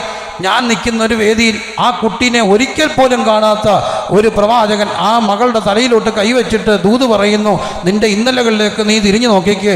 വിങ്ങിക്കരയാൻ നിനക്ക് ശബ്ദം കേൾപ്പിക്കാതെ നിന്റെ ബാത്റൂമിനകത്ത് നീ കയറി തോർത്ത് വായി കുത്തിക്കിരി കരഞ്ഞിട്ട് മുഖം കഴുകി ആരെയും അറിയിക്കാതെ ഇറങ്ങി വന്നത് ഞാൻ കണ്ടിട്ടുള്ള ദൈവമാണെന്ന് നീ അറിയണമെന്ന് പറയുമ്പോൾ എനിക്കൊരു കാര്യം മനസ്സിലായി. ഈ ദൈവം ആ ദൂരത്തും ഉണ്ട്. ശബ്ദമില്ല, ഭാഷണമില്ല. തലമുറയിൽ മുഖം അമർത്തി കരയുമ്പോൾ കൂടുള്ള പങ്കാളി അത് അറിഞ്ഞെന്ന് വരത്തില്ല എന്ന ആ ദൂരത്ത് ഒരുവനുണ്ട്. അവൻ്റെ പേര് യേശു. ഇന്ന് രാത്രി അറിയുക, ദേശമേ അറിയുക, നിന്റെ കല്ലേറ് ദൂരത്ത് ഒരുവനുണ്ട്, യേശു. പക്ഷേ ഈ യേശുവിനൊരു പ്രത്യേകതയുണ്ട്. സങ്കീർത്തനം 45, യഹോവ എൻ്റെ സങ്കേതവും ബലവും, കഷ്ടങ്ങളിൽ അവനെ ഏറ്റവും അടുത്ത തുണയാണ്. കഷ്ടങ്ങളിൽ കർത്താവ് ആരാണ്? അടുത്ത തുണ. കല്ലേറ് ദൂരത്ത് നിൽക്കുന്ന കർത്താവ് ഇങ്ങനെ അടുത്ത് വരും. എപ്പോൾ? കഷ്ടങ്ങളിൽ അവൻ അടുത്ത് കാണും. ഇടയ്ക്കൊരു ദേവദാസൻ പറഞ്ഞപ്പോൾ എൻ്റെ ഉള്ളം കത്തി. കാരണം നമ്മൾ കല്യാണം കഴിപ്പിക്കുമ്പോൾ പറയും, ഇവൾ നിനക്ക് മനുഷ്യൻ ഏകനായിരിക്കുന്ന അന്നല്ല, അതുകൊണ്ട് ഞാൻ അവൻ എന്ത് കൊടുക്കും? തക്ക തുണ. അങ്ങനെ അവർ കുടുംബജീവിതം നയിക്കുന്നു കരുതുക. ഒരു ദിവസം ഈ അച്ചായനൊരു വല്ലാത്ത വേദന, നെഞ്ചിനകത്ത് വേദന, വിങ്ങിപ്പൊട്ടുന്നു, നെഞ്ച് പൊട്ടുന്നു, കീറി മുറിക്കുന്ന പോലെ തോന്നുന്നു. തോന്നുന്നു, വേർക്കുന്നു. പെട്ടെന്ന് ഫോൺ ചെയ്തു, വണ്ടി വന്നു, ഓടി ചെറുപ്പക്കാർ വന്നു, അപ്പോഴത്തന്നെ കുഴഞ്ഞു. അച്ഛനെടുത്ത് വണ്ടിക്കകത്ത് കയറ്റി. ആരും കയറിയില്ലെങ്കിൽ ഒരാൾ കൂടെ കയറും. ആരാ? ഭാര്യ. കാരണം അവിടെ കയ്യിൽ അപ്പം കാണും. ആ അമ്മയുടെ കയ്യിൽ ഒരു പ്ലാസ്റ്റിക് കൂട്, അതിനകത്ത് മുഴുവൻ രേഖകൾ, കഴിച്ച മരുന്ന്, കുറിപ്പ്, പഴയ റിസൾട്ട്, ഇതെല്ലാം ഒറ്റയാക്കേ അറിയത്തുള്ളൂ. ആർക്കാ? ഭാര്യയ്ക്ക്. കയറി സ്ട്രെച്ചറെ ആശുപത്രിയിലോട്ട് ചെന്നു. സ്ട്രെച്ചർ വന്നു, പെട്ടെന്ന് എടുത്ത് കിട്ടി, കാഷ്വാലിറ്റിയിലോട്ട് മാറ്റി. ഇമ്മീഡിയറ്റ് ഷിഫ്റ്റ് ചെയ്തോളാൻ പറഞ്ഞു ഐസിയിലോട്ട്. ഐസിയുവിനകത്തോട്ട് വലിച്ചോണ്ട് ഓടി. കൂട്ടത്തിൽ ഒരാളും വെച്ച് വിട്ട് ഓടി. ആരാ? ഈ ഭാര്യ. അവിടെ ചെന്നു. സ്ട്രെച്ചർ ആ വാതിക്കലോട്ട് ചെല്ലുകയും ആ ഗ്ലാസ് ഡോർ രണ്ടായിട്ട് മാറി. വലിച്ചോണ്ട് സെക്യൂരിറ്റിയും സ്റ്റാഫും കൂടെ അകത്തോട്ട് കയറുമ്പോൾ സെക്യൂരിറ്റി ഒരാളെ തടഞ്ഞു. ആരെയാ? ഭാര്യ. ഭാര്യ പറഞ്ഞു എനിക്കൂടെ കയറണം, എന്നെ കയറ്റിയേ ഒക്കത്തുള്ളൂ. സെക്യൂരിറ്റി പറഞ്ഞു അടുത്ത് മറ്റ് പേഷ്യൻസ് ഉണ്ട്, സ്റ്റെറിലൈസ്ഡ് ആണ് ICU, അതുകൊണ്ട് നിങ്ങൾക്ക് കയറാനായിട്ട് ഒക്കത്തില്ല. തക്ക തുണ പുറത്ത് കിടക്കും, പേഷ്യൻ്റ് അകത്ത് കയറും. പക്ഷേ അവിടെ ഒരു തുണയുണ്ട്. ആ തുണയുടെ പേരാണ് അടുത്ത തുണ. തക്ക തുണയെക്കാട്ടിലും അടുത്ത് നിൽക്കുന്ന ഒരു തുണയുണ്ട്. ആ തുണയുടെ പേര് കഷ്ടങ്ങളിൽ അടുത്ത തുണ. കരമടിച്ച് ദൈവത്തെ ഇന്ന് രാത്രി ഒന്ന് സ്തുതിച്ചാട്ട്. നിന്റെ കല്ലേറ് ദൂരത്തൊരാളുണ്ട്, കല്ലേറ് ദൂരത്തൊരാളുണ്ട്. അവൻ്റെ പേര് യേശു. ഇന്ന് രാത്രി എന്നെ കേൾക്കുന്നവരെ, അകലങ്ങളിലുള്ള ഒരു ദൈവമല്ല, അടുത്ത് നിൽക്കുന്ന ഒരു ദൈവം. ഈ യേശു നമ്മളോട് പ്രാർത്ഥിക്കാൻ ആവശ്യപ്പെടുന്നു. പ്രാർത്ഥിച്ച യേശു, പഠിപ്പിച്ച യേശു ആവശ്യപ്പെടുകയാണ്. 21-ാം അധ്യായത്തിൽ പറയുന്നു. അവിടെ അന്ത്യകാല ലക്ഷണങ്ങൾ ഇങ്ങനെ പറഞ്ഞിട്ട് 34 മുതലുള്ള വാക്യങ്ങൾ കാണുന്നു. നിങ്ങളുടെ ഹൃദയം അതിഭക്ഷണത്താലും മദ്യപാനത്താലും ഉപജീവന ചിന്തകളാലും ഭാരപ്പെട്ടിട്ട്. നിങ്ങളുടെ ഹൃദയം അതിഭക്ഷണത്താലും മദ്യപാനത്താലും ഉപജീവന ചിന്തകളാലും ഭാരപ്പെട്ടിട്ട് ആ ദിവസം നിങ്ങൾക്ക് പെട്ടെന്ന് കണി പോലെ വരാതിരിപ്പാൻ സൂക്ഷിച്ചു. ദൈവദാസനെ അവിടെ നിന്ന് നിർത്തിയാട്ട്, നിങ്ങളുടെ ഹൃദയം അതിഭക്ഷണത്താലും മദ്യപാനത്താലും ഉപജീവന ചിന്തകളാലും. മദ്യകാല ലക്ഷണങ്ങൾ ഒത്തിരി പറയുന്നുണ്ട്. അത്തി തളർക്കുന്നു, അതിനെക്കുറിച്ചൊന്നും പറയാൻ ഞാൻ പ്രാപ്തനല്ല അത്രത്തോളം. അതൊക്കെ ശക്തരായ ദൈവദാസന്മാർ പറയട്ടെ. അത്തി തളർക്കുന്നു, ജാതി ജാതിയോടും രാജ്യം രാജ്യത്ത്. എന്നാൽ ഇവിടെ ഒരു ലക്ഷണം പറയുന്നു. നിങ്ങളുടെ ഹൃദയം അതിഭക്ഷണത്താലും മദ്യപാനത്താലും ഉപജീവന ചിന്ത. 3 പ്രധാന ട്രാപ്പുകളിലാണ് മനുഷ്യൻ പെടുന്നത്, ഇന്ന് പെട്ടിരിക്കുന്നതും. അതിഭക്ഷണം. ഇന്ന് ഒത്തിരി പേര് കഴിക്കാതെ പട്ടിണി മരണം ഉണ്ടോ എന്ന് ചോദിച്ചാൽ ജാർഖണ്ഡിലുണ്ട്, സൊമാലിയയിലുണ്ട്, വയനാട്ടിലുണ്ടായിട്ടുണ്ട്, ആദിവാസ ഊരുകളിലുണ്ടാകുന്നുണ്ട്. എങ്കിലും മധ്യതാങ്കപ്പെട്ട അടൂർ വെസ്റ്റ് സെൻറ്ററിൽപ്പെട്ടവരെ നമ്മൾ മരിക്കുന്നത് അതിഭക്ഷണം കൊണ്ടാണോ, ഉപവസിച്ചാണോ, അതോ പട്ടിണി കിടന്നാണോ? അതിഭക്ഷണം കൊണ്ടാണ്. കഴിച്ച് നമ്മൾ എന്ത് ചെയ്യുക? മരിക്കുക, കഴിക്കുന്നു. നമുക്കൊരു 20 വർഷം പുറമോട്ട് പോയാൽ നമ്മുടെ അമ്മമാരുണ്ട്. രാവിലെ ഒരു കലം കഞ്ഞി വെക്കും. അത് രാവിലെ പിള്ളേർക്ക് എന്ത് കൊടുത്തു? കഞ്ഞി കൊടുത്തു. ഉച്ചയ്ക്ക് അത് ഊറ്റി എന്താക്കി? ചോറാക്കി. വൈകിട്ട് എന്താക്കി? കഞ്ഞിയാക്കി. പിറ്റേ ദിവസം രാവിലെ എന്താക്കി? പഴങ്കഞ്ഞിയാക്കി. എന്നാൽ ഇന്ന് പഴങ്കഞ്ഞി വീട്ടിൽ നിന്ന് കുടിക്കത്തില്ല. ആ ബൈപ്പാസ് റോഡിൽ പോയി അമ്മച്ചിയുടെ തട്ടുകടയിൽ നിന്ന് കുടിക്കാൻ പോകും. അവിടെ പോയി കഞ്ഞി കുടിക്കും. പക്ഷേ എവിടുത്തെ കുടിക്കത്തില്ല? വീട്ടിലെ കുടിക്കത്തില്ല. കാരണം വീട്ടിൽ ഇതെല്ലാം മാറി. ഒരാൾക്ക് ദോശ മതിയെങ്കിൽ മറ്റേ ആൾക്ക് പൂരി മതി, മറ്റേ ആൾക്ക് ഇഡലി മതി. ഇതിനെല്ലാം തുള്ളാൻ ഒരാളുണ്ട്. ആര്?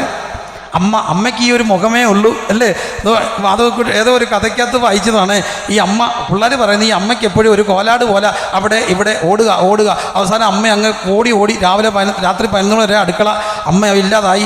അമ്മ മയങ്ങിപ്പോയി. സ്ട്രെച്ചറെ കൊണ്ടുപോയി ഐസിലോട്ട് കയറ്റി. പെട്ടെന്ന് ഐസിലോട്ട് കയറ്റി അമ്മ ചാടി എഴുന്നേറ്റ് പറയുക, പരിപ്പ് അടുക്കളയെ കരിയുന്നത്. ഇതാണ് ആര്?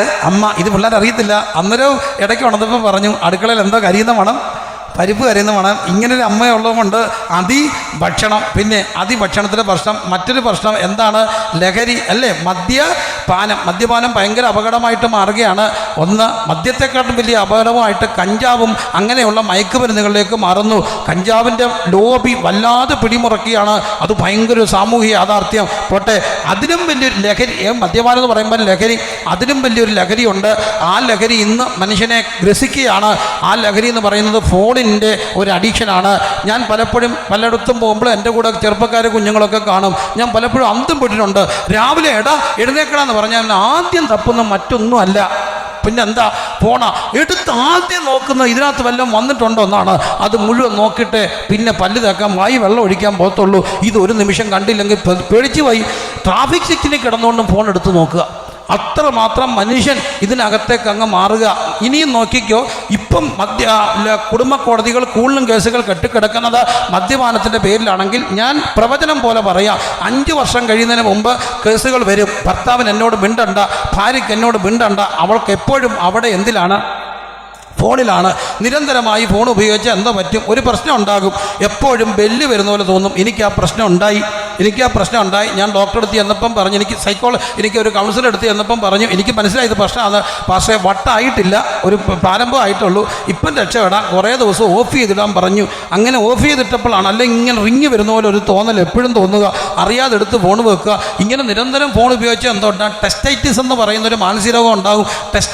ടെസ്റ്റോമാനിയ എന്നുള്ള ഒരു മാനസിക രോഗം ഉണ്ടാകും. ഇത് ഇനിയും കൂടിക്കൊണ്ടിരിക്കും. അത് അഡിക്ഷനാണ്. നിങ്ങളുടെ ഹൃദയം അതിഭക്ഷണത്താലും മദ്യപാനത്താലും. മൂന്നാമത്തെ പ്രശ്നം എന്താ? ഉപജീവന ചിന്ത. നാളെ എന്ത് ചെയ്യും, എന്തുടുക്കും, എന്ത് കഴിക്കും, നാളെ. സത്യമായിട്ട് ഇവിടെ ഇരിക്കുന്ന ദൈവമക്കളെ, ഞാൻ നിങ്ങളോട് ചോദിക്കുക, നമ്മുടെ ഏറ്റവും വലിയ ഇന്നത്തെ പ്രശ്നം, സത്യസന്ധമായിട്ട് ഉത്തരം പറയണം, കള്ളം പറയരുത്. നമ്മുടെ ഏറ്റവും വലിയ പ്രശ്നം, നമുക്ക് ഡ്രസ്സ് ഇല്ലാത്തതാണോ, ഉള്ള ഡ്രസ്സ് വെക്കാൻ നമ്മുടെ വീട്ടിൽ സ്ഥലമില്ലാത്തതാണോ? സത്യം പറയാമോ? ഉള്ള ഡ്രസ്സ് വെക്കാൻ എന്തോ ഇല്ല, സ്ഥലമില്ല. എന്നാലും ഒരു കല്യാണം വിളിക്കുമ്പം തൊട്ട് നമ്മൾ ചിന്തിക്കും, ആ കല്യാണത്തിന് നമ്മൾ എന്താണ് ഇടുന്നത്. അപ്പം അച്ചായൻ പറഞ്ഞു, അതങ്ങ് ഡ്രൈ ക്ലീൻ ചെയ്താൽ വിട്ടോ ചോദിച്ചപ്പം നമ്മൾ പറയും, എത്തിരി ഉണ്ടെങ്കിൽ എന്നാ പ്രയോജനം, മനുഷ്യൻ്റെ മുമ്പിൽ ഇടാൻ കൊള്ളാവുന്നത് ഒന്നുമില്ല. വീണ്ടും വാങ്ങിക്കൂട്ടി. അങ്ങയുടെ ഹൃദയം അതിഭക്ഷണത്താലും മദ്യപാനത്താലും ഉപജീവന ചിന്തയാലും ഭാരപ്പെട്ടിട്ട് ആ ദിവസം നിങ്ങൾക്ക് എങ്ങനെ വരും? കെണി. ഇതിൻ്റെ പുറകെ പോകുമ്പോൾ ഓർത്തോണം, ഒരു ദിവസം വരുന്നുണ്ട്. എന്ത്? കർത്താവിൻ്റെ വരവെന്ന ദിവസം. ആ ദിവസം അർത്ഥപകുതിക്ക് കെണിയായിരിക്കും, അർത്ഥപകുതിക്ക് സന്തോഷമായിരിക്കും. അത് കെണി പോലെ വരാതിരിക്കണമെങ്കിൽ ഒരു കാര്യം ചെയ്യണം. എന്ത് ചെയ്യണം എന്നറിയാമോ? ഉണർന്ന് പ്രാർത്ഥിച്ചോണം. ഉണർന്ന് പ്രാർത്ഥിക്കാൻ വേണ്ടി അവിടെ പറഞ്ഞിട്ട് പറയുന്നു, അതിനുവേണ്ടി അത് മാത്രമല്ല, ഈ കാര്യങ്ങൾ, ഈ ലഹരി, ഈ ഫോണിൻ്റെ അഡിക്ഷൻ, ഈ മദ്യപാനം, ഈ കഞ്ചാവ്, ഈ ഉപജീവന ചിന്ത, ഇതെല്ലായിടത്തും ഉണ്ടാകും. ഇവിടെ മാത്രമല്ല, എല്ലായിടത്തും ഉണ്ടാകും. എന്നാൽ ഇതെല്ലായിടത്തും ഉണ്ടാകും. ചില പറയും, അന്ത്യകാലമല്ലേ, ഇങ്ങനെ സംഭവിച്ചേ ഒക്കത്തുള്ളൂ. അങ്ങനെ പറയാൻ നമുക്ക് നേരമില്ല. എല്ലായിടത്തും ഇതുണ്ടാകും. പക്ഷേ പ്രാർത്ഥിക്കുന്നവൻ്റെ വീട്ടിൽ നിന്ന് അത് ഒഴിഞ്ഞു പോകാൻ ദൈവം പറയും, അവന് ഒരു ഒഴിവുണ്ട്. ഈ നമ്മുടെ കർത്താവ് താൻ തിരുവായി വഴി പറഞ്ഞു, ഈ സംഭവിപ്പാനുള്ളതെല്ലാം എന്ത് ചെയ്യേണ്ടതിന്? ഒഴിഞ്ഞു പോകേണ്ടതിന്. ഈ വാക്ക് ഒരു ദൈവദാസൻ എന്ന നിലയിൽ ഈ സെൻട്രൽ കൺവെൻഷൻ പറയുന്നത് എനിക്ക് സന്തോഷമുണ്ട്. എന്നോട് ഒരു ദിവസം എൻ്റെ ഒരു പ്രാണസ്നേഹിതനായ ദൈവദാസൻ വിളിച്ചിട്ട് പറഞ്ഞു, ദൈവദാസനെ, ഈ വാക്യം നിന്നോടുള്ള ദൂതാണ്. ഞാനത് വായിച്ചപ്പോൾ എനിക്ക് മനസ്സിലായി, എന്നോട് ശക്തമായി ദൈവാത്മാവ് ഇടപെടുകയാണ്. അങ്ങനെ 21 ദിവസത്തെ ഉപവാസം വെച്ചു. 18 ദിവസം കഴിഞ്ഞു. 18ാമത്തെ ദിവസം ഉച്ചയ്ക്ക് എൻ്റെ സഭയിൽ ഒരു പ്രയാസമുണ്ട്. എല്ലാ ദിവസവും രാവിലെ, ഉച്ചയ്ക്ക്, വൈകിട്ട് ദൈവമക്കളുടെ ഒരു പ്രത്യേകതയുണ്ട്. പലതും മുൻകൂട്ടി അറിയാനും പ്രാർത്ഥനയിൽ ഒഴിച്ചുവിടാനും കഴിയുന്ന ഒരു കൂട്ടരുണ്ടെങ്കിൽ അത് നമ്മുടെ കൂട്ടരാണെന്ന് അനുഭവത്തിൽ നിന്ന് പറയാൻ കഴിയുന്നവർ ദൈവത്തെ ഒന്ന് സ്തുതിച്ച്. അറിയാനും ഒഴിയാനും ദൈവം നമുക്ക് വെളിപ്പാടുകൾ തന്നിട്ടുണ്ട്, ദർശനങ്ങൾ തന്നിട്ടുണ്ട്, പ്രാർത്ഥനാപരങ്ങൾ തന്നിട്ടുണ്ട്. നോക്കൂ, ഇവിടെ ഇത് ഇങ്ങനെയൊരു വിഷയം ഉണ്ടായി. 18 ദിവസമായി. എല്ലാ ദിവസവും പ്രാർത്ഥിക്കാൻ തുടങ്ങി. ഒഴിഞ്ഞു പോകണമേ. 18ാമത്തെ ദിവസം ഞങ്ങളുടെ ചർച്ചിലുള്ളൊരു കുഞ്ഞ്, 28 വയസ്സേ ഉള്ളൂ. അവൻ ഖത്തറിലായിരുന്നു. ഖത്തറിൽ നിന്ന് അവൻ റിസഷൻ മൂലം വന്നതാണ്. അവന് റാന്നിയിലുള്ള ഒരു LIC കെട്ടിടത്തിൻ്റെ, അത് പത്രത്തിലൊക്കെ വന്നൊരു വാർത്തയാണ്, മുകളിൽ നിന്നുകൊണ്ട് പ്ലംബിങ്ങിന് പണി ചെയ്തുകൊണ്ടിരിക്കുമ്പോൾ അവൻ എടുത്ത കയ്യിലെ ലാഡർ കയ്യിൽ നിന്ന് പോയിട്ട് ആ ഏണി എന്നിട്ട് അടുത്തുള്ള ഒരു ലൈനെ ചെന്ന് അടിച്ചു. അങ്ങനെ അവൻ അവിടുന്ന് അടിച്ച് കെട്ടി താഴെ വീണുന്നു. ഒരേം പദവും വന്ന് മരിച്ചു. ഗവൺമെൻറ് ഹോസ്പിറ്റലിൽ കൊണ്ടുപോയപ്പം മരിച്ചു എന്ന് പറഞ്ഞ് മാറ്റിയിട്ടു. പക്ഷേ അവിടെ ഉണ്ടായിരുന്ന ഡോക്ടർക്ക് ഒന്നുകൂടെ ഒരു ചിന്ത, ശ്രമിക്കണം. അങ്ങേരെ CPR കൊടുത്തു, പിന്നെ ഷോക്ക് കൊടുത്തു. ഒരനക്കം കണ്ടപ്പോൾ ഇവനെ വാരിയെടുത്തിട്ടുകൊണ്ട് മുത്തൂറ്റ് ഹോസ്പിറ്റലിലേക്ക് കൊണ്ടുപോയി. അവിടെ ചെന്നപ്പം ഡോക്ടർ പറഞ്ഞു, കിട്ടിയിട്ടും കാര്യമില്ല, കാരണം ഇവൻ ബ്രെയിൻ ഡെത്താണ്, ഇവൻ ജീവിച്ചിട്ടും കാര്യമില്ല. എങ്കിലും ഞങ്ങൾ പറഞ്ഞു, സാരമില്ല, ശ്രമിക്കണം. അങ്ങനെ വെന്റിലേറ്ററേറ്റ് മാറ്റി. സഭ ഒന്നിച്ച് പ്രാർത്ഥിക്കാൻ തുടങ്ങി. കർത്താവേ, ഒഴിഞ്ഞു പോകണമെന്ന് പ്രാർത്ഥിക്കുക. 18 ദിവസം. 21ാം ദിവസം ഈ കൊച്ചനെ അടക്കേണ്ടി വരുമോ? അന്ന് രാത്രി ഞാൻ ദൈവത്തോട് നിലവിളിച്ച് പ്രാർത്ഥിച്ചു, കർത്താവേ, കൊച്ചു പെണ്ണ, അവൻ്റെ ഭാര്യ, വിധവയാക്കരുത്. അപ്പാന്ന് വിളിച്ചിട്ടില്ല കുഞ്ഞ്, അത് അപ്പാന്ന് വിളിക്കാൻ ഒരു അപ്പനില്ലാതെ അനാഥനായി വളരരുത്. അവൻ്റെ അമ്മയ്ക്ക് ഒറ്റ മോനാ. ആ അമ്മ കണ്ണീരോടെ മകനെ അടക്കാൻ ഇടയാകരുത്. അത്ഭുതം സംഭവിച്ചു. 21 ദിവസത്തിന് മുമ്പ് അവനെ വെന്റിലേറ്ററിൽ നിന്ന് മാറ്റി. അവൻ ആരോഗ്യത്തോടെ പുറത്തിറങ്ങിയപ്പോൾ ഈ കൊച്ചൻ എൻ്റെ വീട്ടിൽ വന്നിട്ട് പറഞ്ഞു, അച്ചാ, എൻ്റെ വീട്ടിലൊരു യോഗം വെക്കണം, അച്ചായൻ്റെ സമയത്ത് വെക്കണം. ഞാൻ എൻ്റെ ഡേറ്റ് അവന് കൊടുത്തു. ഞാൻ സന്ധ്യയ്ക്ക് ഒരു പ്രസംഗത്തിനുള്ള അല്ലെങ്കിൽ ആ ഒരു ലാഘവത്തോടെ അവിടെ ചെന്നപ്പോൾ അങ്ങനെയുള്ള ഒരു സമയമായപ്പോൾ തന്നെ അവിടെ ചെന്നു. എൻ്റെ കൂട്ടു സൗകര്യം എല്ലാ കാര്യങ്ങളും ക്രമീകരിച്ചു. പക്ഷെ ഞാൻ ചെന്നപ്പോൾ ഞെട്ടിപ്പോയി. മുറ്റത്ത് നല്ലൊരു പന്തല്, കൺവെൻഷനെ പോലൊരു പന്തല്, നല്ല മൈ സിസ്റ്റം, അവിടെ കൊയറുണ്ട്, ഓർഗനൊക്കെ വെച്ച് കുഞ്ഞുങ്ങൾ പാട്ട് പാടുന്നു. ഇതെല്ലാം കണ്ടപ്പം ഭയങ്കര അത്ഭുതം. ഞാൻ അകത്ത് ചെന്നപ്പം വേറൊരു കാര്യം കണ്ടു. 250 പേർക്കുള്ള ഈ ചിക്കൻ ബിരിയാണി വേകുന്നു. ആ നാട്ടിലുള്ള മുഴുവൻ പേരും അവിടെ കൂടിയിട്ടുണ്ട്. എല്ലാവരെയും ഇവൻ വ്യക്തിപരമായി പോയി വീട്ടിലേക്ക് വിളിച്ചു. ഇവൻ എന്നെ അകത്ത് കൊണ്ടുപോയിട്ട് ഒരു കാര്യം പറഞ്ഞു, അച്ചായൻ പ്രസംഗിക്കുന്ന പോലെ എനിക്ക് പ്രസംഗിക്കാൻ അറിയത്തില്ല, പക്ഷേ ഒരു കാര്യം, ഇന്ന് ഞാൻ പറയുന്ന പോലെ വേണം അച്ചായൻ പ്രസംഗിക്കാൻ. ഞാൻ ചോദിച്ചു, എന്താ കുഞ്ഞാ പറയേണ്ടത്? ഞാൻ പറയാം, അതുപോലെ പറയണോ? അവൻ പറഞ്ഞു, ഒരാഴ്ച മുമ്പ് ഇവിടെ പന്തലിട്ടനെ, പക്ഷേ അതെൻ്റെ ബോഡി വെക്കാനായിരുന്നേനെ, യോഗം നടത്താനല്ല. ഒരാഴ്ച മുമ്പ് ഇവിടെ മൈക്ക് സിസ്റ്റം ഉണ്ടായനെ, പക്ഷേ അവർ പാടുന്നത് ഈ പാട്ടല്ല, സമയാമാൻ രാഗത്തിൽ പാടിയനെ. ഒരാഴ്ച മുമ്പ് ഈ വീട്ടിൽ ചിലപ്പം ഭക്ഷണം കൊടുത്തേനെ, പക്ഷേ അത് ഈ ഭക്ഷണമല്ല, വെജിറ്റബിൾ ഭക്ഷണം, ഒരു ശവാടക്കിന് കൊടുക്കുന്ന കഞ്ഞിയോ അല്ലെങ്കിൽ വെജിറ്റബിൾ ചോറോ കൊടുക്കും, അല്ലെ ബന്നും കാപ്പിയും കൊടുക്കണേ. എന്നാൽ ഇന്ന് കൊടുക്കുന്ന ചിക്കൻ ബിരിയാണിയാ. എന്താ കാരണമെന്നൂടെ പറയണം. ഞാൻ ചോദിച്ചു, എന്താ പറയേണ്ടത്? അവൻ പറയുന്നു, സങ്കീർത്തനം 68:20, മരണത്തിൽ നിന്നുള്ള നീക്കുപോക്കുകൾ കർത്താവായ യഹോവയ്ക്കുള്ളവ തന്നെ. ഇന്ന് രാത്രി പറയട്ടെ, 2 കാര്യങ്ങൾ പ്രാർത്ഥന. ഈ സംഭവിപ്പാനുള്ള എല്ലാറ്റിനും എന്തൊക്കെ സംഭവിക്കും? മനുഷ്യൻ്റെ പ്രാർത്ഥനാ ജീവിതത്തെ തടയുന്ന 3 കാര്യങ്ങൾ: എന്ത് കഴിക്കും, എന്തുടുക്കും, അതിഭക്ഷണം, പിന്നെ ഈ ഫോണിന് പോലുള്ള ട്രാപ്പ്. അത് ഭയങ്കര ലഹരിയാണ്. 1-2 മണിക്കൂർ ഫേസ്ബുക്കിൻ്റെയും വാട്സാപ്പിൻ്റെയും മുമ്പ് ഇരിക്കുന്ന പ്രിയപ്പെട്ട സഹോദര, 5 മിനിറ്റ് മുട്ടേ നിന്ന് പ്രാർത്ഥിക്കാൻ കഴിയുന്നില്ലെങ്കിൽ ഒരു കെടുവാണ് ഒരു ദിവസം വരുന്നുണ്ട്. റബന ഹതുന റഗല ഘടകന റിബന ഘതന റിബല ഘത്തുന. ഫോൺ ഓഫ് ചെയ്യാൻ പോലും പലർക്കും പേടിയാ. അവൻ സൈലന്റ് ആക്കി ഇരുന്നോട്ട്, ഞാൻ കണ്ടോണ്ടിരിക്കുക കേട്ടോ. ഞെട്ടിപ്പോയി. സഭായോഗത്തിൽ ഇരുന്നിട്ട് സങ്കീർത്തനം കഴിഞ്ഞിട്ട് അടുത്ത മെസ്സേജിന് പാസ്റ്റർ എഴുന്നേറ്റപ്പോൾ ഒരു അപ്പുറത്തെ മോന് മെസ്സേജ് അയച്ചേക്കുന്നു, ഉച്ചയ്ക്ക് നശിപ്പിക്കുന്ന സംഹാരത്തെ പേടിക്കേണ്ടത്. 2ാമത്തെ മെസ്സേജിന് ടെസ്റ്റ് അയക്കുന്നവർ ഓർത്തോണം, ഇതൊരു ദിവസം വരുന്നുണ്ട്. ആരാധനയിൽ സീരിയസ് ആയി പ്രാർത്ഥനയ്ക്ക് സമയം കൊടുത്താൽ കെടി പോലെ വരുന്ന മരണത്തിന്റെ കരുതിരുകൾ നിന്നെ പിടിക്കാതെ അതിൽ നിന്ന് ഒഴിവുണ്ടാകും. ഇന്ന് രാത്രി മനസ്സിലാക്കുന്ന ദൈവമക്കളെല്ലാം ചേർന്ന് ദൈവത്തെ സ്തുതിച്ച് അല്പസമയം പ്രാർത്ഥിച്ചാട്ട്. ഈ സെൻട്രൽ കൺവെൻഷനിൽ നിന്നുകൊണ്ട് ദൈവമക്കളെ ഈ ആത്മീയ സംഗമത്തിൽ ഒരുമിച്ച് അല്പസമയം കരമടിച്ച് ദൈവത്തെ സ്തുതിച്ച് പാടി ആരാധിച്ചാട്ട്. നോക്ക്, ഈ സംഭവിപ്പാനുള്ള ഹുഡബന ഹദന റിഗ രഗലന ഹംദന റിബല ശബന ഹദന റിഗല രഗജ രബന ഹദന റിഗല. എന്താ പ്രാർത്ഥിക്കാൻ കഴിയാത്തത്? നോക്ക്, ഇതെല്ലായിടത്തും വന്നു കയറുകയാ. ഇതെല്ലായിടത്തും വരുമെന്ന് പറഞ്ഞിട്ട് കാര്യമില്ല. ഇത് സകലയിടത്തും സംഭവിക്കുക. എന്നാൽ ഈ സംഭവിപ്പാനുള്ള എല്ലാറ്റിനും ഒഴിഞ്ഞു പോകാൻ കർത്താവ് താൻ നേരത്തെ ഒരു വഴി പറഞ്ഞു. ആ വഴി മറ്റൊന്നല്ല. ഉണർന്ന് പ്രാർത്ഥിക്കുക, ഉണർന്ന് പ്രാർത്ഥിക്കുക.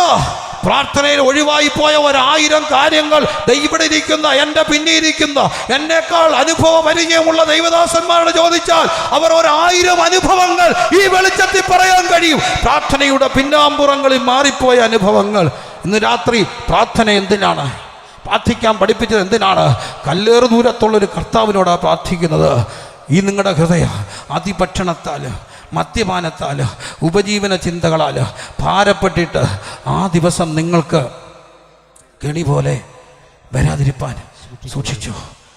ആ ദിവസം ഒഴിഞ്ഞു പോകുക. എല്ലാവരും വാക്കെന്ന് പറഞ്ഞേ, ഈ സംഭവിപ്പാനുള്ള എല്ലാറ്റിനും. ഉറക്കെ പറഞ്ഞേ, കരമുയർത്തിയെന്ന് പറഞ്ഞേ, ഈ സംഭവിപ്പാനുള്ള എല്ലാറ്റിനും ഒഴിഞ്ഞു പോകണം. ഒന്നുകൂടെ പറഞ്ഞേ. പ്രാർത്ഥന.